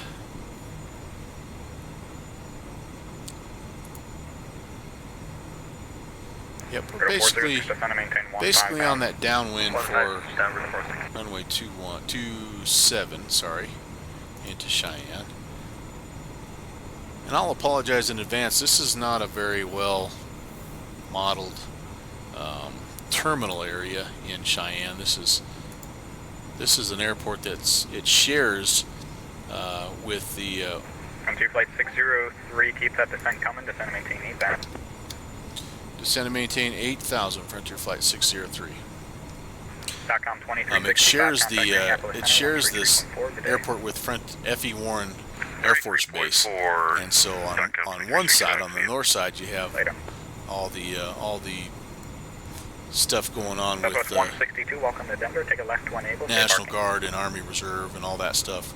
And then on the south side is where you have the passenger terminal. Southwest 162, Foxtrot and Charlie Sierra 38. But it doesn't really look like much in this scenery. It just looks like a giant hangar. So, Delta 52, heavy clearance like I available, say, advise ready to copy. just keep that in We're mind. ready. We're going to do the best we Delta can, 52, you're clear to Vegas, counter 5 departure. All right, spot climb via the fifth, departure time for 15, landing lights. 1450. Taxis. Alright, clear via the counter that 5. can go and there. Dublin transition. Departure Time with for you, some, squawk 1450. For some of Delta this stuff 52 to heavy. come on, I Delta think 52, here. heavy reback, correct, 17 as right, well. call me ready to taxi with Bravo. Okay. Denver Center, good evening, United 1120 at Bravo 21 in Denver, requesting Seems clearance like to there's Kansas some City lighting as down filed. here too, but I Information can't from remember 1120 Denver Center, claims on request exactly 901, where it's correct, at. number 2. Altitude American alert. 9866, clearance We're available, going to advise ready continue to down copy. to 8,000 though. Speed is Go for American creeping up 9866. again on us. Dadgummit. Actually, stand by 260. Frontier Flight 603, turn left heading 210, correction, turn right heading 210. Right turn 210, Frontier Flight 603. Alright. Frontier Flight 603, you're able to go direct the Cola intersection, Charlie Oscar Lima Lima Alpha. Affirm, Frontier Flight 603. Frontier Flight 603, one able, turn right direct Cola, cross Cola at or above 8,000, and clear the ILS runway 27. When able direct Cola, cross at 8,000, cleared ILS runway 27, approach Frontier Flight 603.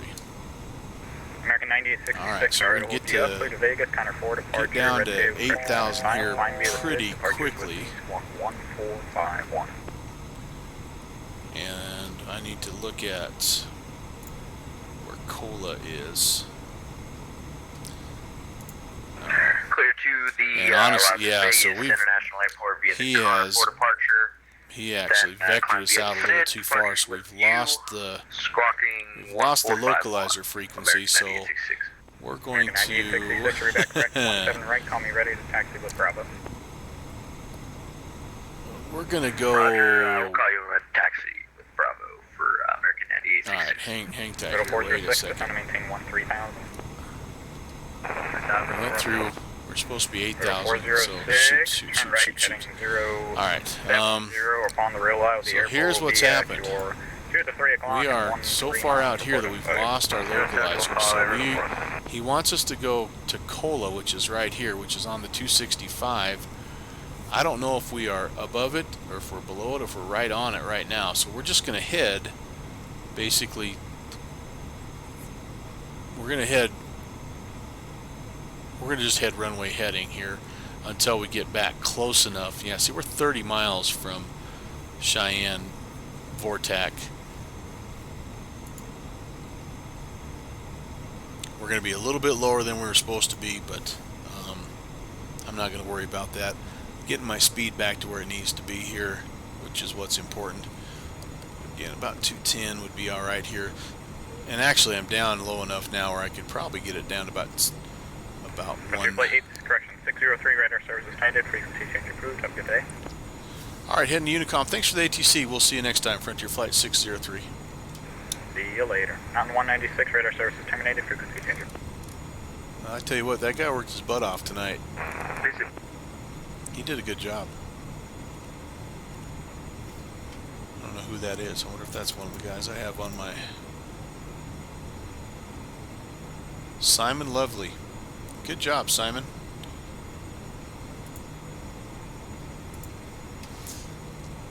Okay, so we're inbound here. This again, this isn't the airport. This is the Cheyenne VOR.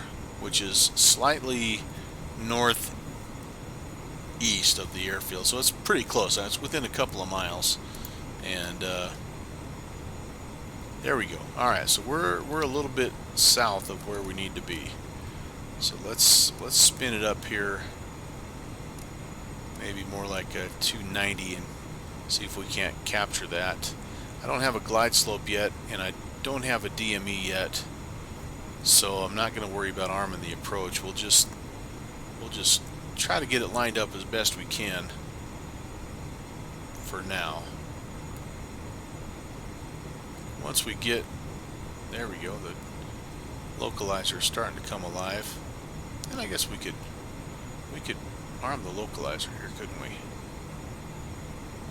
We'll go ahead and do that when we get a little bit closer. It has a tendency to sway back and forth just a little bit. It does a nice job when I'm at cruise and I'm going from vortac to vortac, but for some reason when I get into a approach situation, it's kind of lazy, just sort of meanders back and forth, kind of like it's doing right now. It should have had no problem intercepting that, but it's gonna snake my way back and forth, and I'm not gonna mess with that. I'm gonna just put the heading mode back on, and holy cow, a 108. He's getting ready for his St. Bart's competition. Alright, we're inbound Cheyenne, about 20 miles out. There comes our glide slope. Alright, Cheyenne traffic, Frontier Flight 603, 18 miles to the east of the airfield on the final for runway 27, Cheyenne. And I was just lamenting the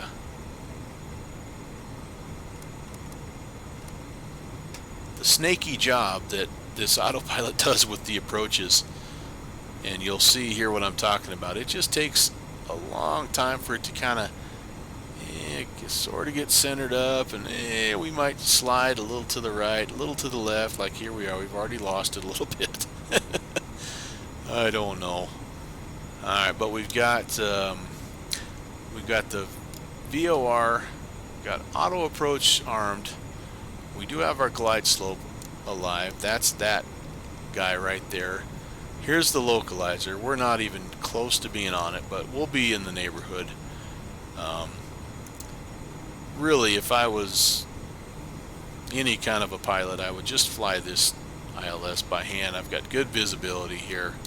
There's no reason why I can't hand fly this baby, but I always do like to practice capturing glide slopes and localizers, just so I'm always familiar with the procedure. We're going to go flaps 5, see if I can get my nose to roll over just a little bit. Well, I don't know if I'm going to be able to beat 108, but the nice thing about this sim is no one will ever know, because I don't have any kind of a landing rate deal set up.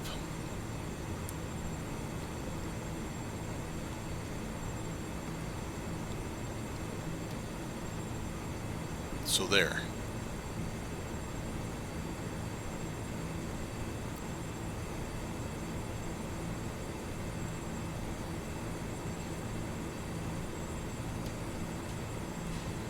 Okay. 12 miles.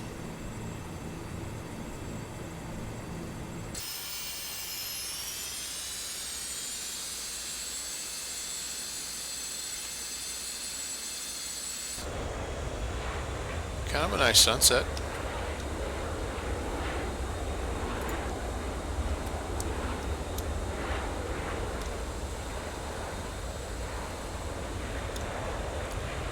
I think I see our runway. Yeah, there's our runway. And here comes, well, not quite yet.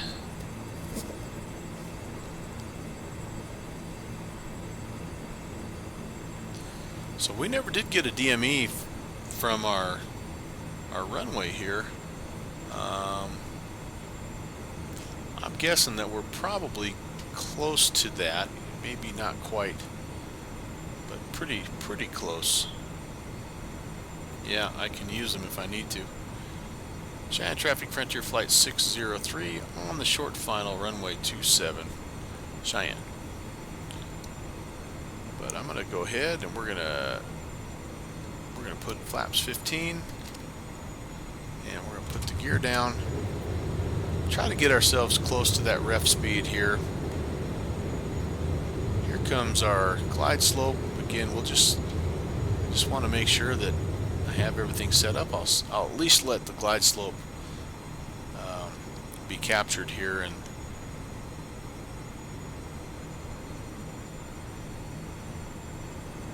at that point, if everything's working good, we'll probably pop the autopilot off. Okay, there we go. And there's the glide slope. All right, very good, very good. So that's all set up correctly. Good to know.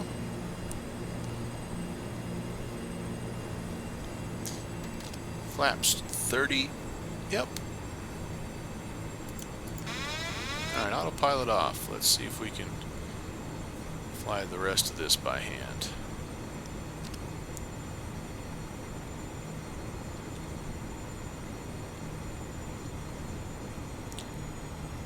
Try to get our speed right.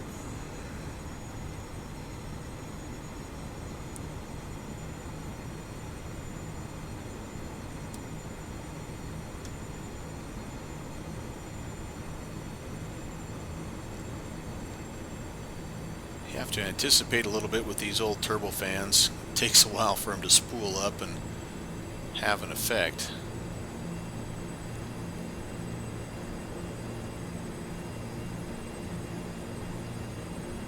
Same thing when you back off the power. You have to kind of anticipate a little bit.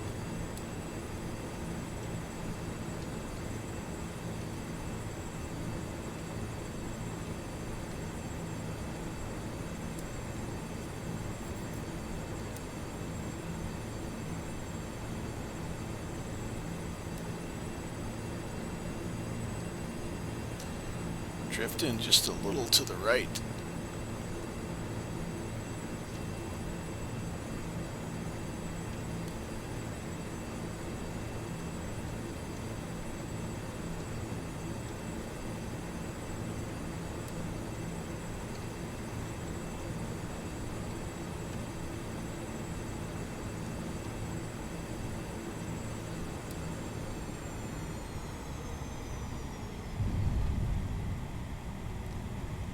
And set it down maybe just a little bit early.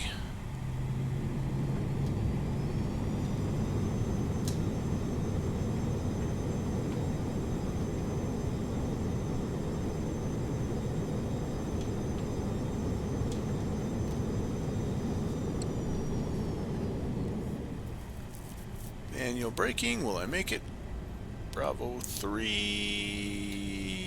Yes, I will. And welcome to Cheyenne, ladies and gentlemen. Whoa. Turned a little too quick on Bravo 3.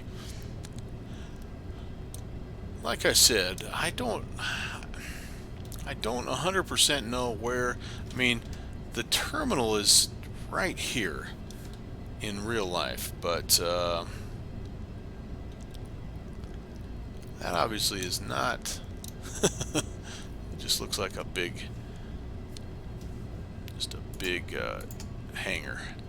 So, but that's where we're going to go to let passengers off, and yeah, it'll have to do. It's not a very big airport, even though it's the state capital.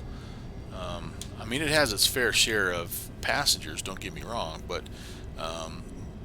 the biggest issue that they have with getting people to fly out of Cheyenne is it's only an hour and a half or something to Denver, and so most people just instead of flying out of Cheyenne, they just go down to Denver, where they can get basically a cheaper ticket and a more direct route. So it's location, location, location. And in this case, location kind of hurts them. fact, I think our little town that is like a quarter of the size of Cheyenne has way more traffic out of the airport, but it's just because we are so much more remote. Alright, so I'm just gonna kind of pop in right here, and I think that looks good. Kill the engine, set the brake, start the turn the taxi light off so we don't blind the guy that's trying to help us. Start the APU, complete our after takeoff checklist. We will watch the air stairs come down and all the people come out, and yeah, I don't know what it looks like. It's like, I mean, just your basic hangar. And so yeah, I don't know, man. It is what it is. Okay, so onward and upward. We are now officially halfway done with what we're doing tonight, and it's getting a little late for me. But yeah, excited about this next trip. Now we're kind of getting into the Black Hills area, Cheyenne to Rapid City, and so we're going to go ahead and get this flight loaded up on vPilot. Again, we don't have any ATC, so we're just gonna act like we know what we're doing, and we're just gonna head out.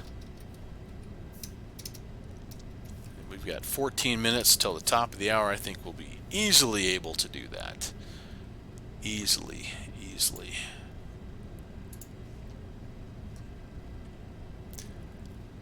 Yeah, and I definitely need help doing that, because I tried to look for some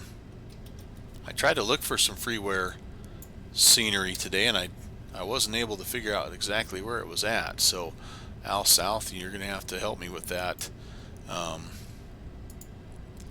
So this is a 46-minute leg. This is the longest leg that we have, but again, it's not very long, really, truly, and it's very direct. This is it.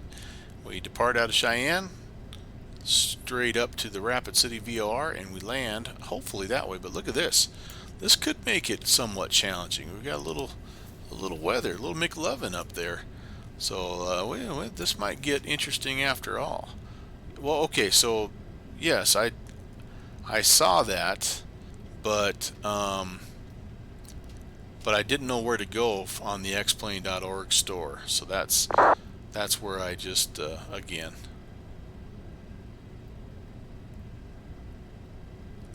That's where I need help. Okay, so everything is entered in here. We will fly the outbound Cheyenne VOR 1131, and that is going to be this this airway here, the Juliet 17. We need a 012 course. So I'm going to get that set while we're on the ground here.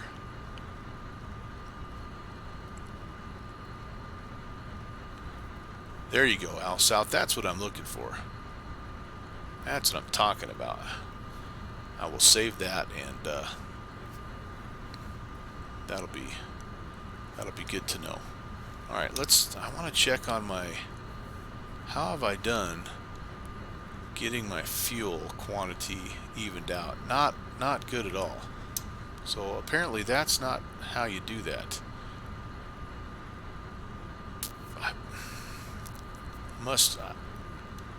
Yeah, I'm not understanding the cross-feed concept, I guess, but that's okay. Let's do this. We're going to close that. We're going to look outside, enjoy the sights and sounds while I go to the little captain's room. Be right back.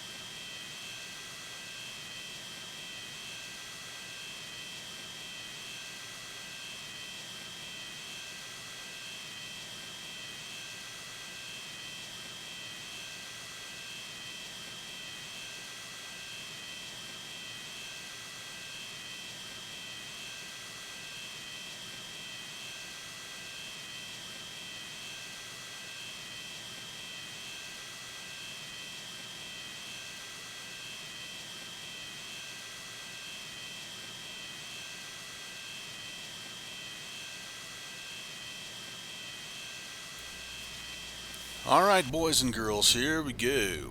We do need to get the APU is started. Give me a little power to get this thing going. Packs off. Engine and APU bleeds on, so we get a little PSI. Turn that to ground. You can hear it.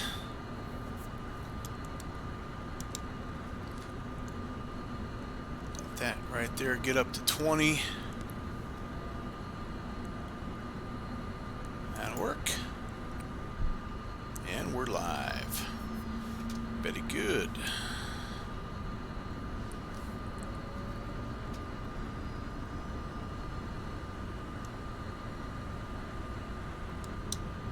So now you guys are talking about fixing all these sceneries, and you know, I'm gonna have to hold my weight here. I'm gonna have to kind of get on board and help out a little bit with that stuff. Okay, I think we are ready to taxi back over to runway 27. We will be, or could we do, yeah, we might be able to do 3-1. What's our weather again? One last check here. 210 at 5. Yeah, we're definitely closer to 2-1.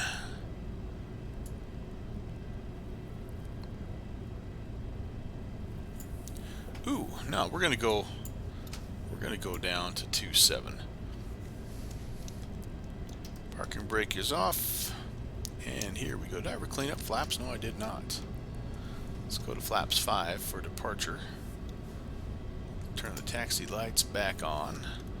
We're going to try to turn and not run into things here. So I actually taught, my first 2 years I taught ever was down in Cheyenne, and I can remember I took my class, I taught 5th graders, I took my class to, they had it was STEM before STEM was STEM. And they had this really cool aeroscience unit that the National Guard folks taught. And man, we got to come up, and they had full motion sims, and they had all kinds of stuff for the kids to blow up and get their hands dirty, and it was so much fun. We came up and visited 2 or 3 times. It was really, really good. So part of why I'm coming this way is because on the chart it says that the new terminal is down here, but I'm not seeing anything. Maybe this thing right here, that doesn't look like a terminal.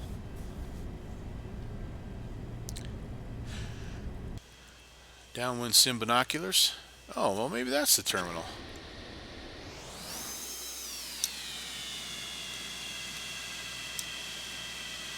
That looks a little more like a terminal. Oh, man. Sorry, downwind sim ladder. Okay, so maybe that's the new terminal right there. Maybe. But where do you park the plane? I mean, where does the plane come in? Do you bring the plane in next to the cars? I don't know. Alright. I'm going to have to do some more investigating if I ever fly down this way again.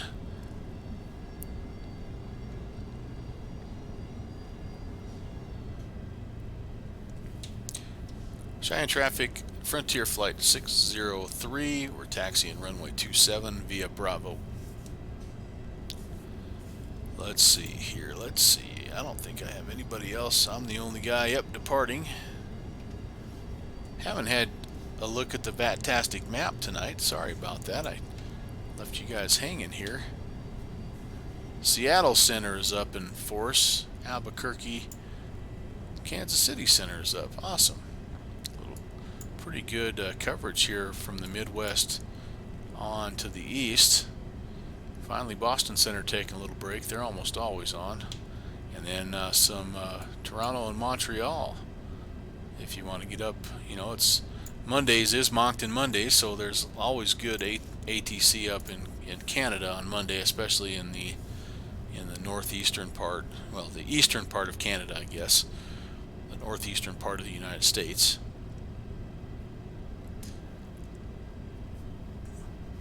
But I wonder what the increase is in just volume of not just users like me that are enjoying the new AVF, but controllers that have sort of come out of the woodworks to to join and are free from kind of the frustration I'm sure that they had to have with the old voice codec.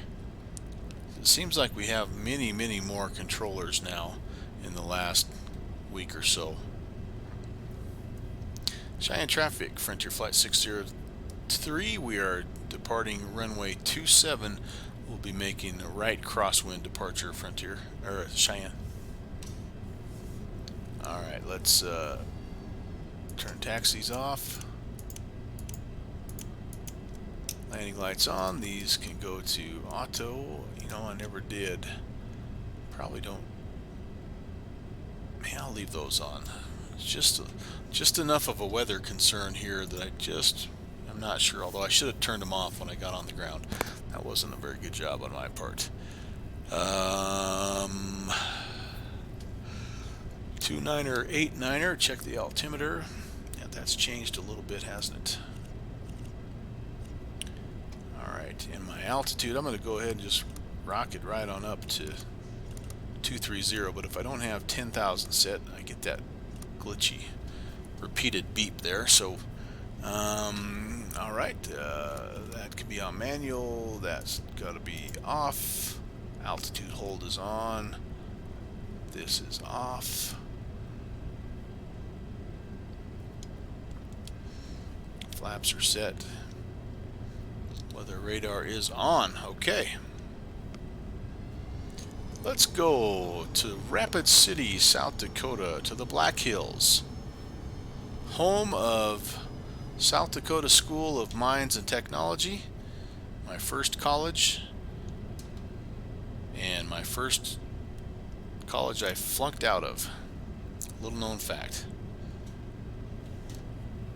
I was going to be an engineer right up until I started taking chemistry and calculus, and then I knew I was not going to be an engineer.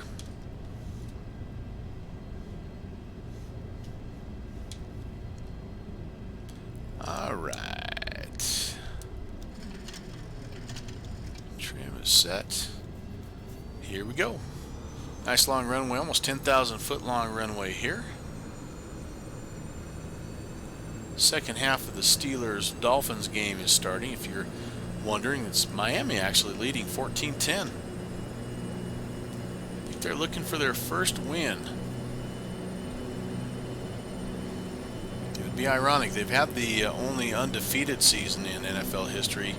It would be ironic if they had a perfect season the other way. Airspeed's alive. 100.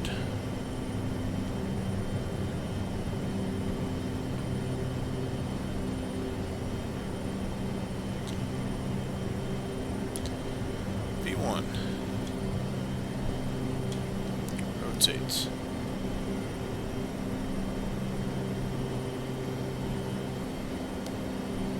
Positive rate. Gear up.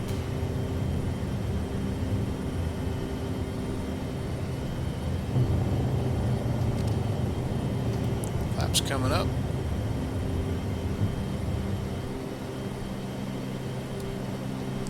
Turning on course.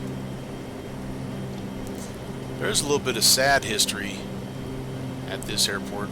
When I was living down there, there was a young lady who was, I think she was 16 or 14 or whatever. You can get your pilot's license when you're very young. And she was making an attempt to go across the United States, and she actually ended up crashing on departure. Oh boy! Out of Cheyenne, actually ended up crashing into a neighborhood just north of the airport, and it was a really a bad deal, tragic deal. Obviously, she passed away. the person that was traveling with her, she had an adult. I think it was a family member. I don't remember if it was her father or who, but they didn't survive either. But yeah, so that's kind of a little bit of a bad, you know, well, not a little bit. That's a very bad deal, because she came in and there was a lot of fanfare, getting a lot of publicity, obviously,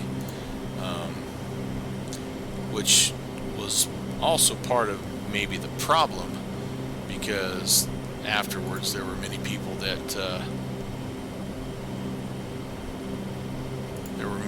that were thinking that the only reason she was doing this was to you know, because her family or whoever it was that was flying with her wanted the fame and fortune and all that she wasn't necessarily ready for that type of a deal. And anyway, it ended badly. No one was really sure who actually was at the controls of the departure, but it ended up being they were in a GA. I don't know what it was, if it was a 182 Skylane or exactly what it was, but it was a smaller light GA aircraft, and they just had loaded it too heavy for the high altitude, and too much fuel, too much cargo and all that stuff. And so anyway, yeah, tragic deal there. That's something else I remember from my time though in Cheyenne. It is a large warehouse, Al South has confirmed. So I was at the right spot. Seems like they have a nice terminal building though, and they made a big deal out of it after we had moved away. But yeah, I don't know. I'm not gonna argue with you, man. You know your facts, Al. So with any luck here, we'll pick up this outbound radio and be heading up north to Rapid City. This is the Juliet 17 that we're looking to pick up, and 112.3 is actually the Rapid City VOR. So let's just see if and when that becomes active. Oh, we're actually picking that guy up right now. So let's do that. Let's go 112.3. We will, oh, we're not far from that actually. So I'm going to go ahead and arm the localizer, or the VOR, and we'll let the computer fly us. We're already through 19,000.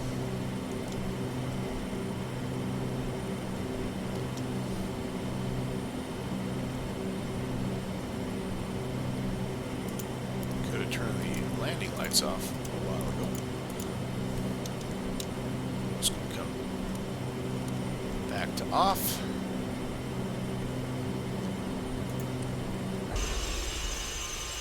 Yeah, it's stormy out that way, no doubt about it.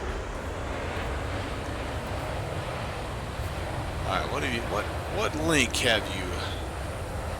A couple links here, I guess.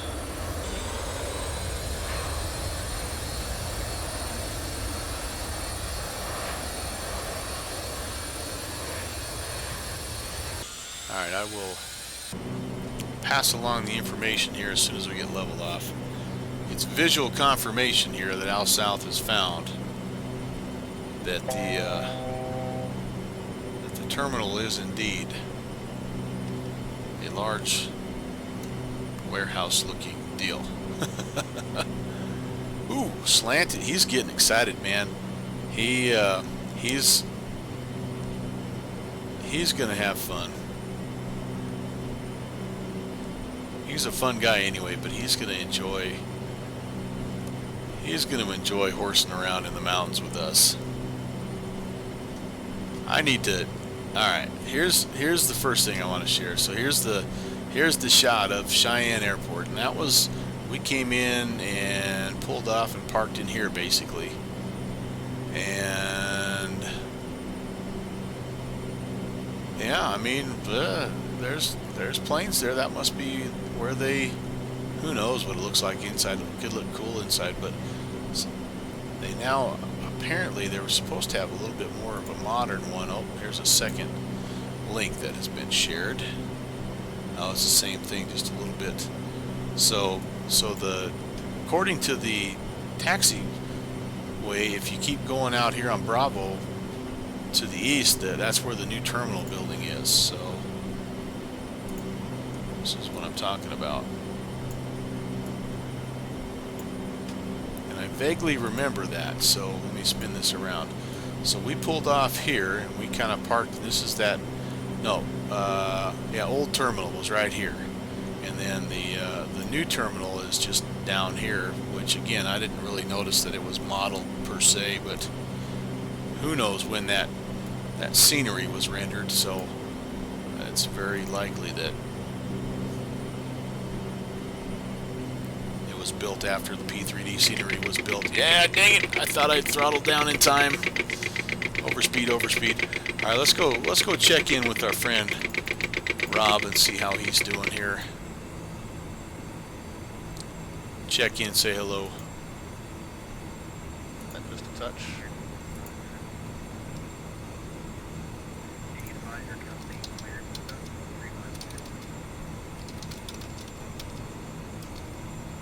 And now we're definitely into the thick.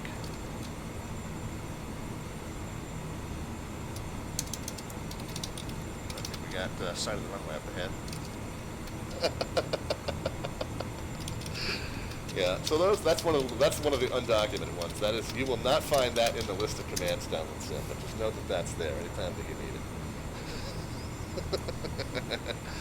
it. But anyway, so I knew that Melvin Leroy had done some of those streams, and I happened across Downwind Sims, and I saw a few snippets of you guys, you know, three of you and Al South, and Downwind Sim and Melvin Leroy together.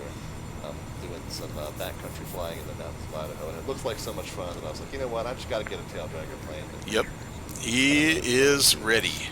I got to be one of us. Heading.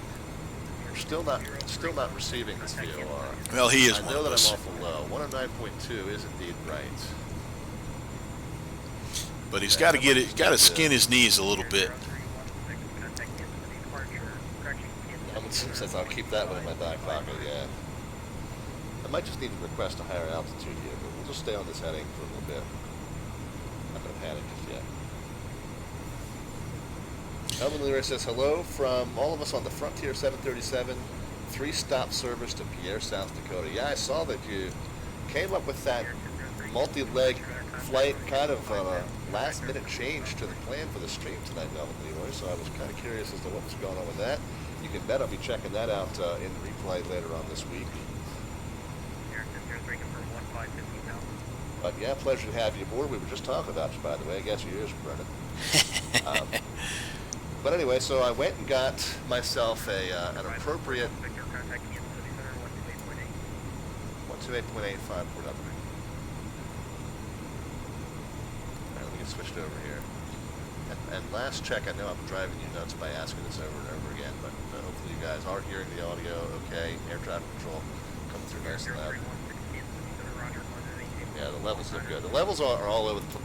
All right, well, that's everybody that's currently watching here knows about our friend Slant Alpha Adventure, but there might be somebody who watches the archived YouTube that doesn't know about him, and if you don't know about him, you got to check him out because he's a fun guy, funny guy, very knowledgeable, extremely helpful, and well, yeah, he's a big reason why I'm even able to fly this plane, because he was able to answer a few of the questions that I had about VOR navigation, and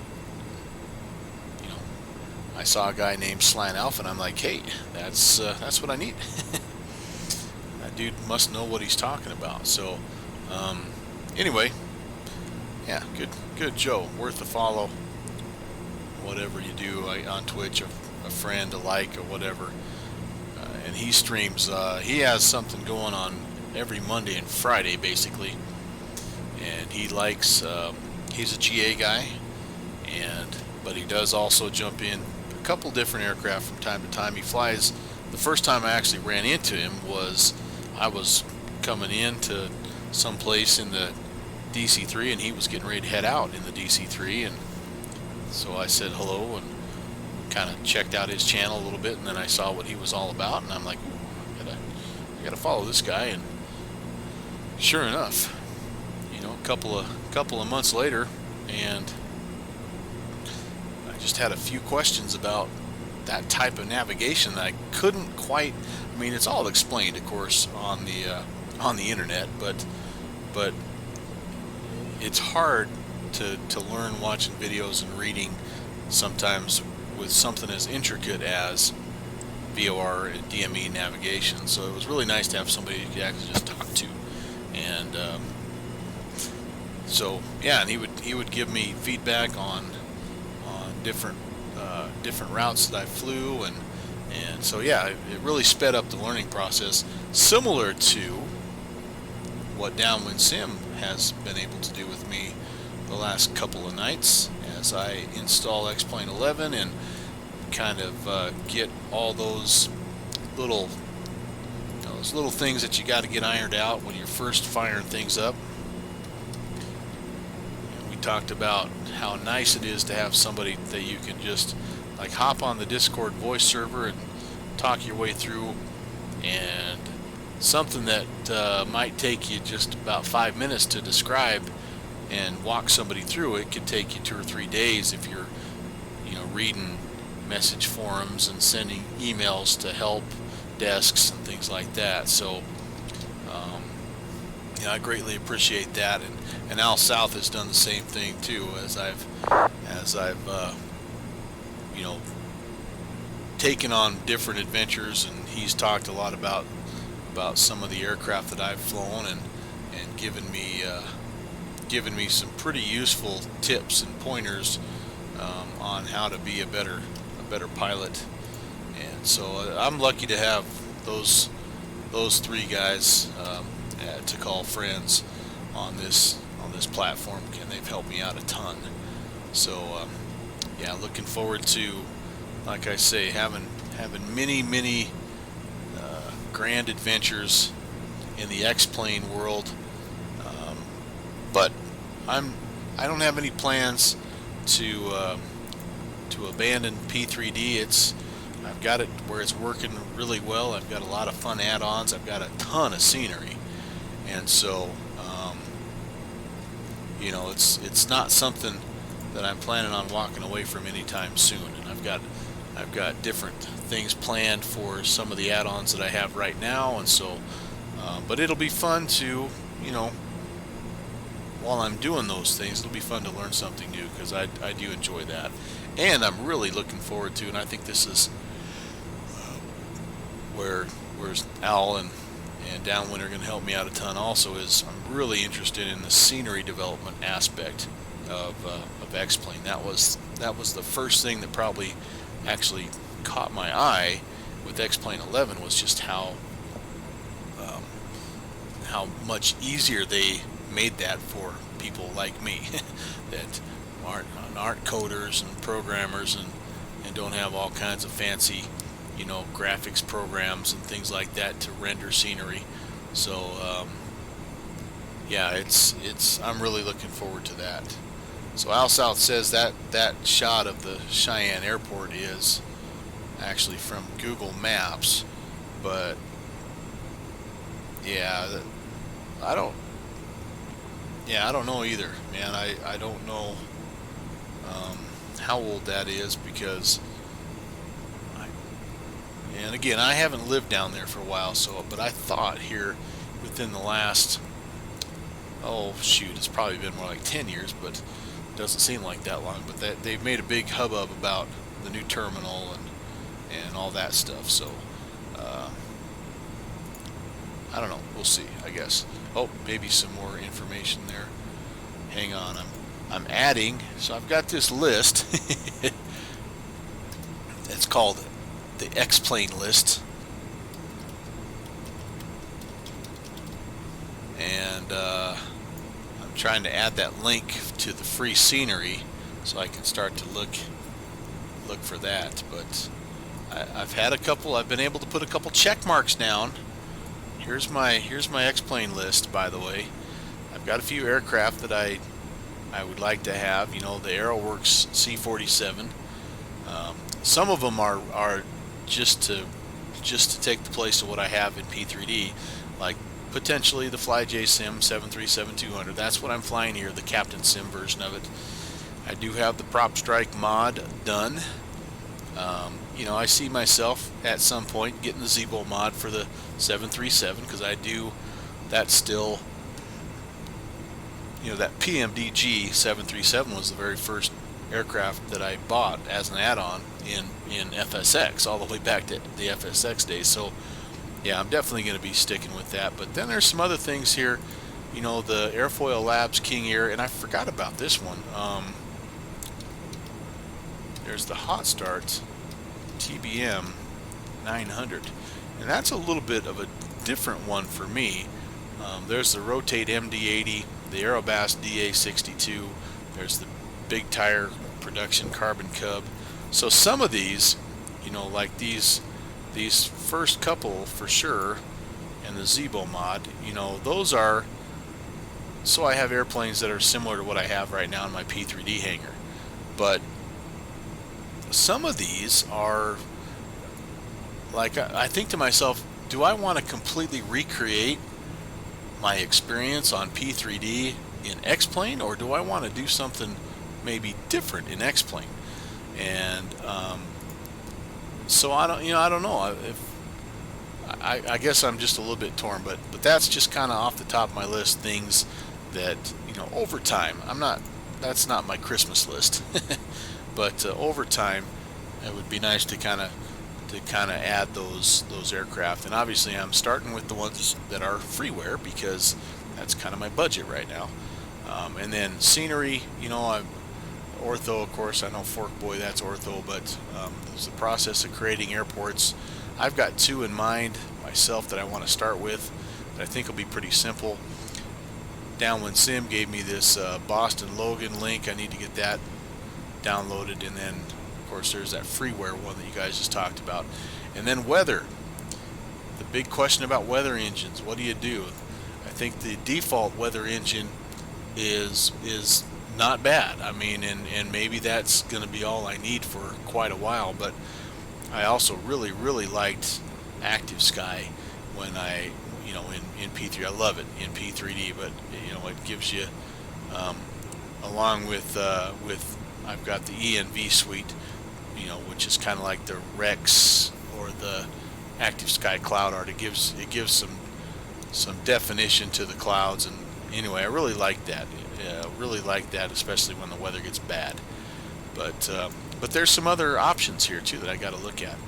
I did get the pilot client going, which was cool, and then just from an environmental standpoint, you know, I know Slant Alpha really likes the Reality Expansion Pack, and I see that you can get that for several different airplanes, and that may end up being what guides my airplane purchases or upgrades, is what will work with the REP.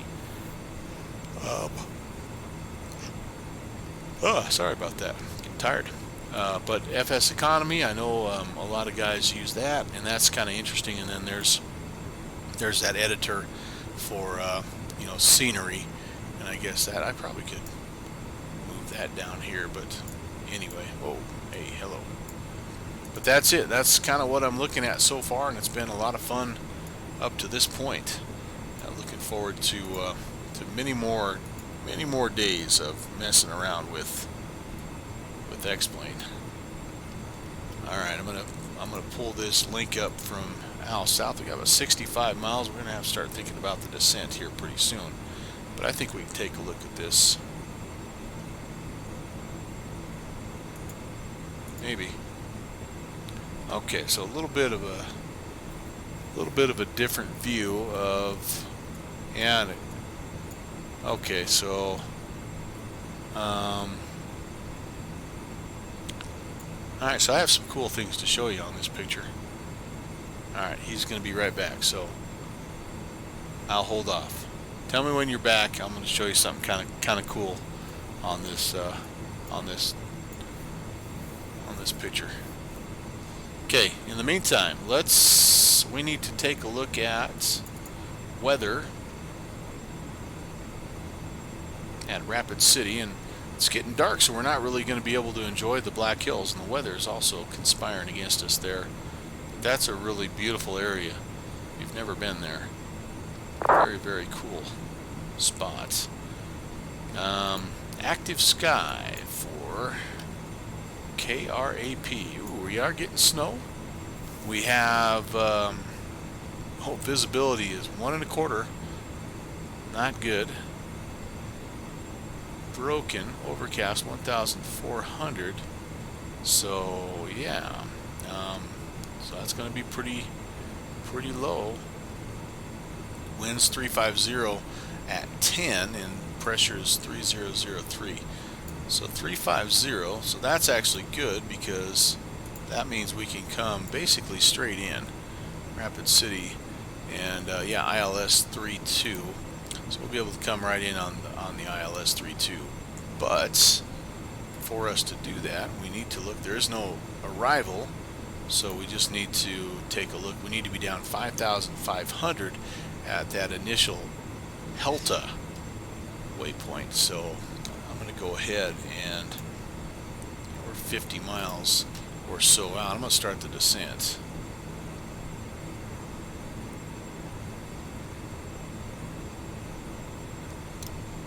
We'll set that altitude alert to 5,500.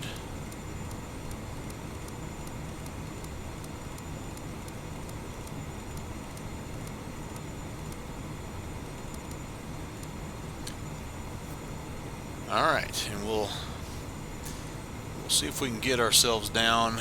Helta, that's a 10. 12. How far out is that?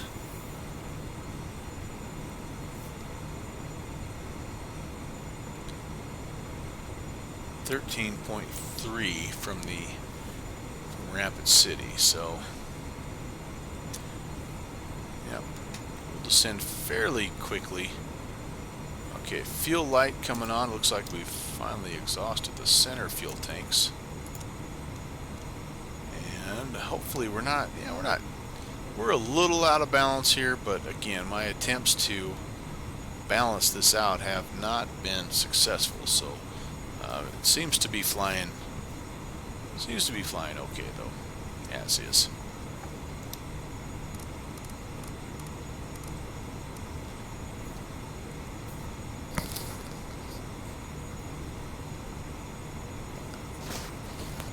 That's the last of my 7-Up.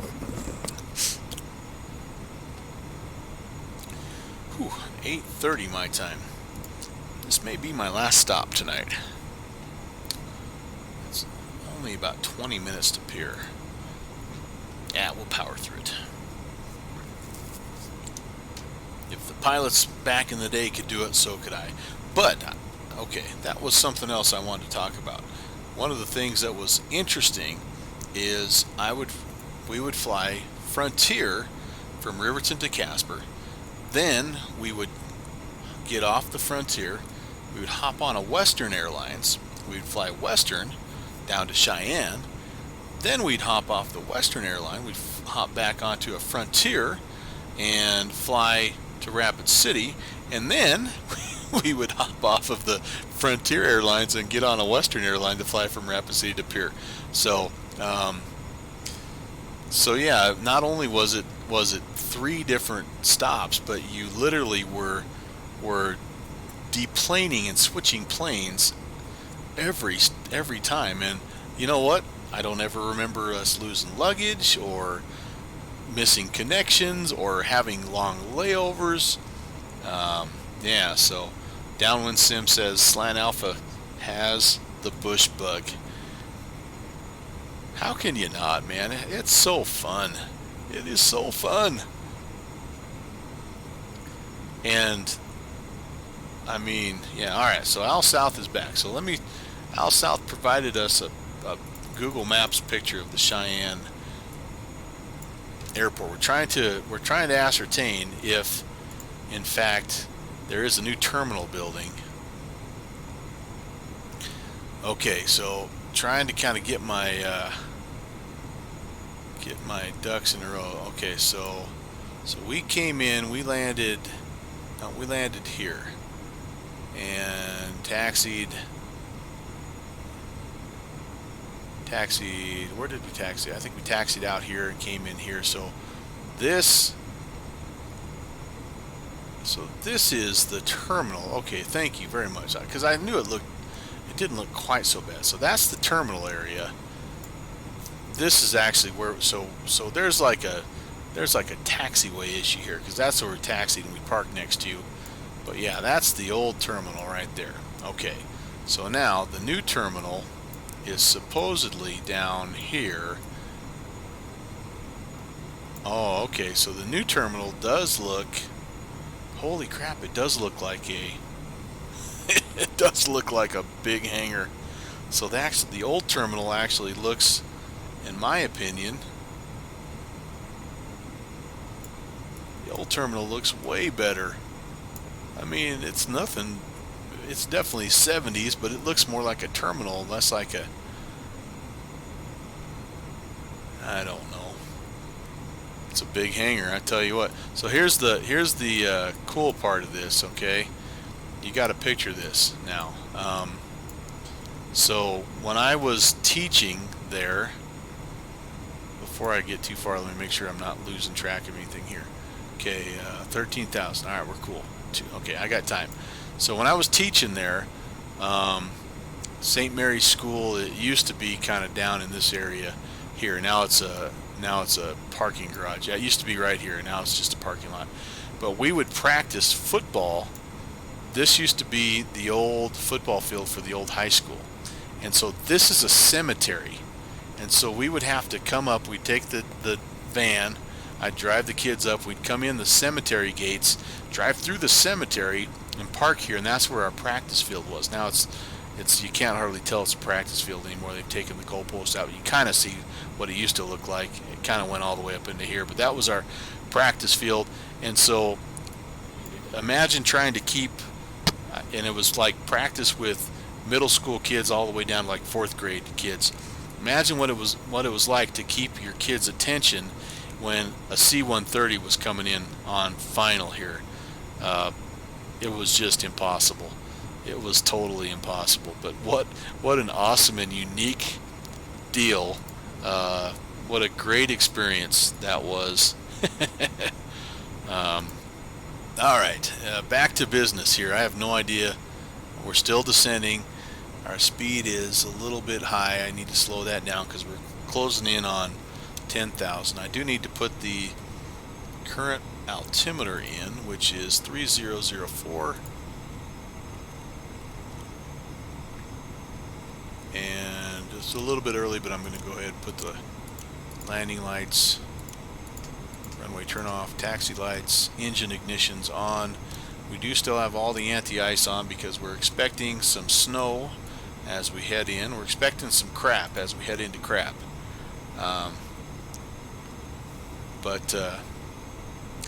So yeah, that was a great first job for me to have as a teacher and a coach, because not only did I teach, but I coached like it was a little small private school, and so they needed a coach for everything. And so I coached every sport I could possibly coach, and I was in charge of keeping the gym clean and changing the lights in the ceiling and on the scoreboard, and I mean, because we didn't have, there wasn't enough of a custodial staff to do all that stuff, and so like literally I was able to learn every part of the job and appreciate. I think it really helped me appreciate all the work that all those support people do in a school, and I don't take that for granted one bit, because those guys work hard, and I know they worked hard because I did their job for the first couple of years. In fact, my second year that I was teaching there, they actually made me the activities director because the AD got a different job, so I got to learn that side of things. That was my first administrative job, and here I am. I'm whatever 20 years old, and I don't know anything about anything, and I'm the AD for, you know, the entire school. And so, but it was a really good experience. And but yeah, practicing in the cemetery was the highlight. The definite unique highlight there. All right, we're trying to get down to 5,500. I don't know if we're going to quite get there. We need to be above 5,500, by the way. And I'm gonna put the heading on, and we're gonna just keep it coming down. And then the localizer 1093.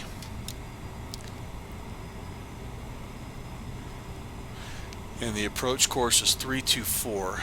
So we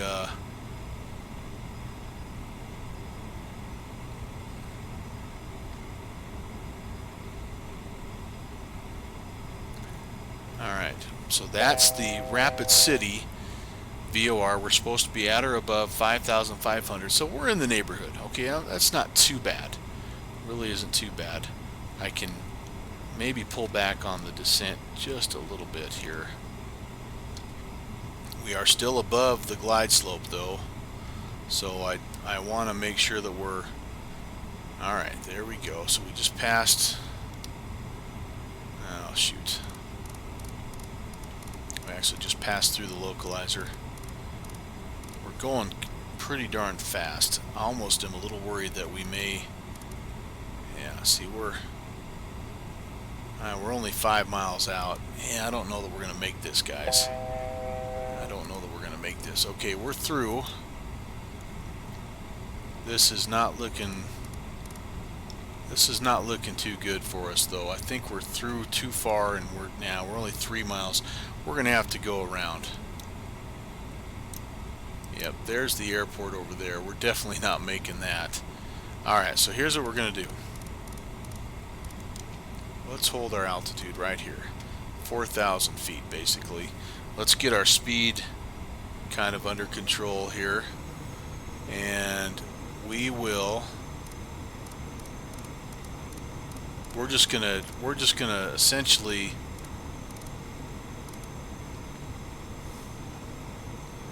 We're gonna be on the downwind right now for just a second. I want to get... Yep, I want to get my speed figured out. The elevation here is 3,200, so we're kind of at pattern altitude right now, which is a little lower than I would like to be, if I'm being totally honest. But it's where we're at. So we're going to make a right 360. We're going to try to get ourselves back to Helta, and Helta we were supposed to be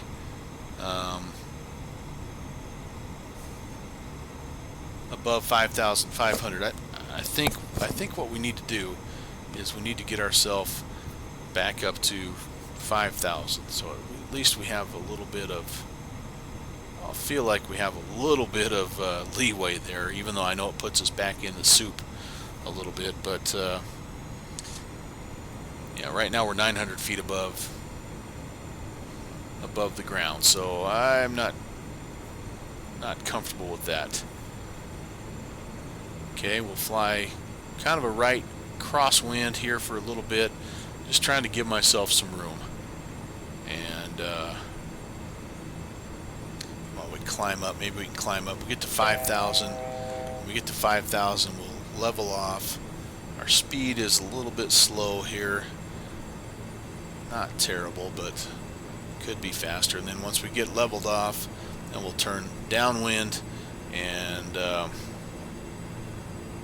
try this approach again.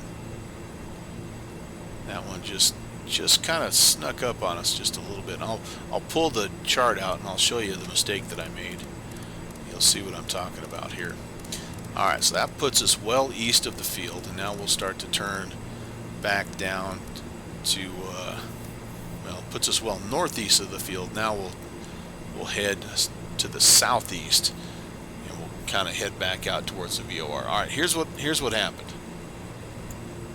So the Rapid City VOR is right there, and it's just, I mean, boom, left-hand turn, and you're there. So you got to be ready. You got to be configured, because it's 5, or maybe not quite. It's 13 miles, right? 13 miles from the Vortac to the runway. So we were not obviously ready for that. And so what I'm doing instead is, so we were out here. I just went on the crosswind out here a little bit. Now I'm coming on the downwind here. I'm going to try to come way down here, basically back to Helta. I was here, sorry. Crosswind, we'll come way down here, and then see if we can't vector ourselves back in and intercept the localizer. That's the plan anyway. It's kind of a missed approach, basically. And we'll let this guy count out. Now we'll get out there around 13. We're closing in. We're going away from the airport and closing in on the Rapid City Vortac. But we're actually east of both of these right now, so I'm not exactly going to count down to 0 here. I'm not going to ever quite get that close, but all right. Oh, geez, Louise, look at my speed. 330. Maybe this ought to be my last flight, or my last leg. Boy, I'm making mistakes. In fact, I think I'm going to make it the last one. You're going to have to wait on Pierre, South Dakota until next Monday, or whenever Downwind Sim flies it. You'll have to wait for Pierre, South Dakota. Home of the governors, the Pierre governors. And by the way, if you're in South Dakota, you don't say Pierre, you say Pierre, like the boat dock.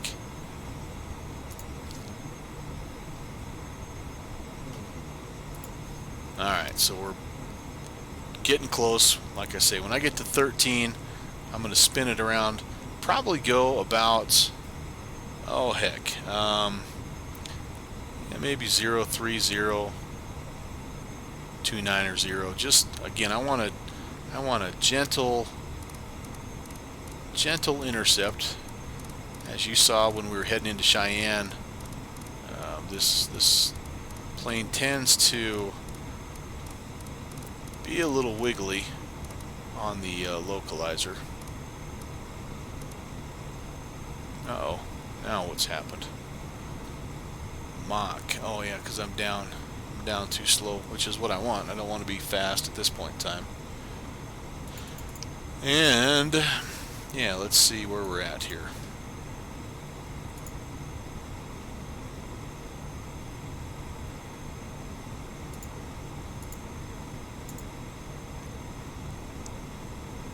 It is a bit thick, my friend, and I completely missed it the first time. like not missed approach, missed it, but like missed the turn, missed it. So that's why we are on the go around, so to speak. I think I'm going to need them. I think I may be well enough to the east. I'm going to go 270 and just let that see when that starts to bring that guy back in.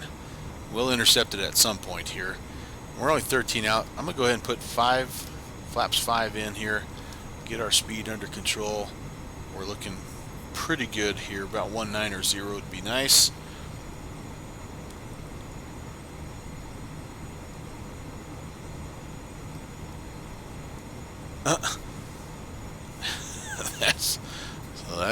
That's straight from the unexplained files there. Thick fog, but weather completely clear in the passenger captain. Yeah, that doesn't make any sense.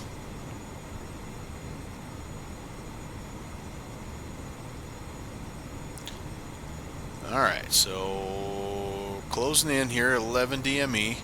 getting closer, I think, to the Rapid City, which I'm guessing we're not going to intercept that either, because that was 13 miles from the end of the runway. So I'm thinking we're going to see this one start to come in here any minute. We're below the glide slope, which is good. Okay, there's 10. Speed is good.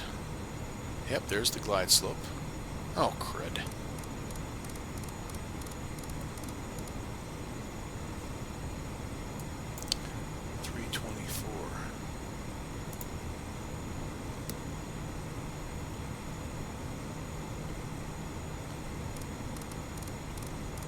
And we're through the glide slope.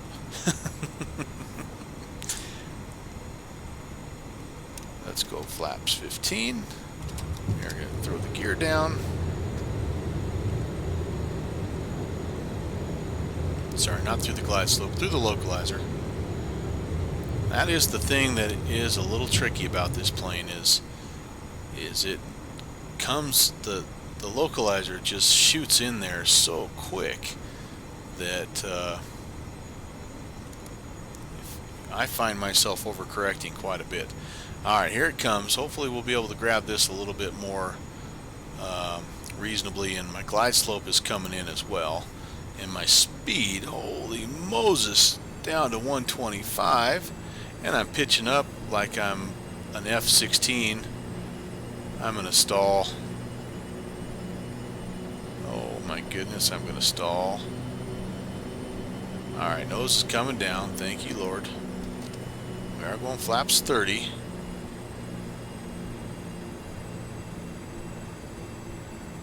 I don't know if I'm an overcorrector or control freak. I don't know. I'm not doing anything very well right now, though. Okay, we've got our speed back up. We're on the glide.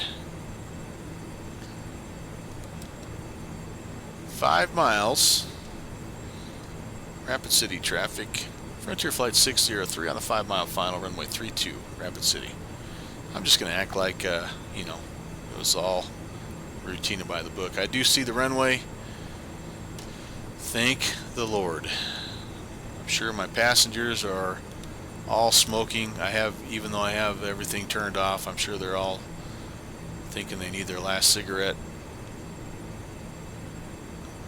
Good. I need a good upholstery, man. Now south, this this exposed wire, it kind of worries me. Although, you know, these just need a little duct tape on that piece right there, and I think we'll be all right. Okay, well, you know, but if you have something short out, it's nice. You got access to it. So I can appreciate that.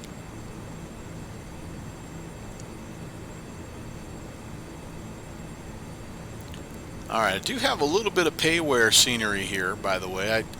There's a group called the, P3D Scenery Builders or something like that. And they do these like small regional airports. And it's not like they just do the airport. They don't do the surrounding area or anything like that. But they make sure all the taxiways are correct and the runways are correct, and they put the buildings in the right spot. So this should look a little bit nicer than Cheyenne did. Man, it's dark. Where are my landing lights at? I do have my landing lights on, guys, I promise. Maybe it's just thick fog. Yeah, jeez. Wow. Alright, reversers engaged. Yeah, I'm not getting much coverage out there with those landing lights. Holy cow.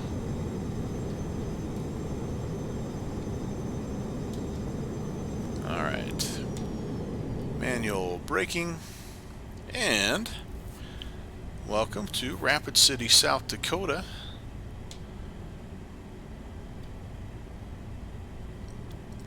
Thanks, downwind. Yeah, you know, give me 2 or 3 shots at the approach and I'll nail the landing.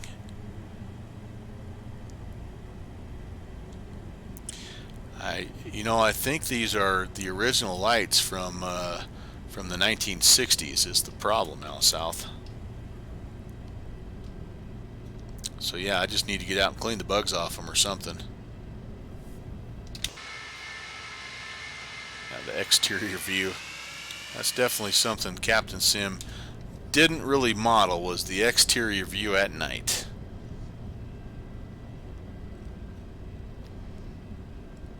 Alright, let's head back here to the terminal. 8:45. Gosh, do we have one more leg in us? You know what? 2 hours and 47 minutes. I don't think we need one more leg. You've put up with enough.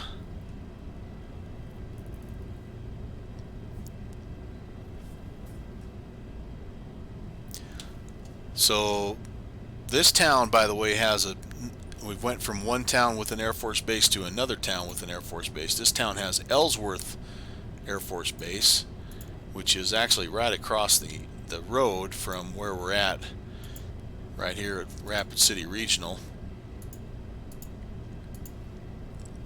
And there was a plane that came in the other day, and they accidentally landed. It was kind of a weather deal like today, and I don't know exactly how they did it, but they grabbed the wrong localizer and ended up landing at Ellsworth Air Force Base. And I'm sure I'm sure they got the blood pressure up of the controllers and everybody else.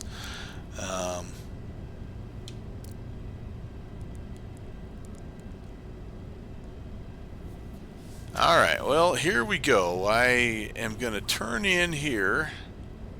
I think this is a taxiway. Yes, I can take. Very good, very good. And there is our terminal.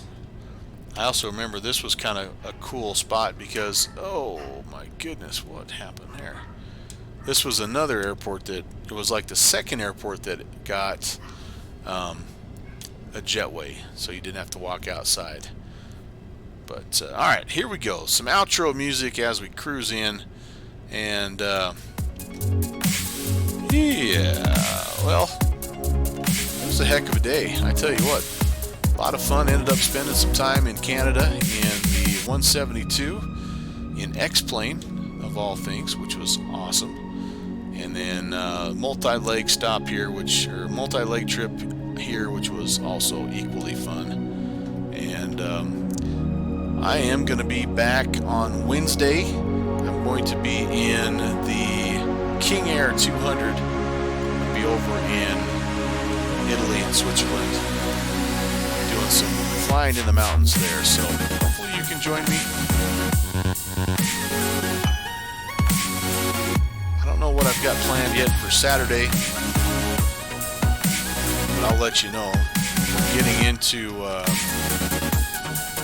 basically getting into November, so my goal was to do much more flying with the vintage airliners, some more trips with the L1011, more trips with the DC-8, and more of the historic flights and things like that. So look for those to come down the way. But also, as Downwind Sim mentioned, today we do have a bush flying expedition coming up on the 18th of November. So set your clocks or set your calendars right now and join us. I don't know that we know exactly where we're going to be just yet, but we are going to be in Idaho somewhere. And get your bush plane tuned up, get the big fat tires on it, and be ready to rock and roll, because we're going to have some fun on the 18th without a doubt. Alright guys, well, that's going to do it for me. I'm tired, I'm going to bed. I actually get to go to work tomorrow. I'm pumped. My eyes are feeling better. Thanks to my friends Downwind and Al South for nursing me through the sickness, and for their generosity and camaraderie. I love you, brothers. I will will see you guys later on. I'll be looking for the rest of you on the TCAS. Take care. God bless.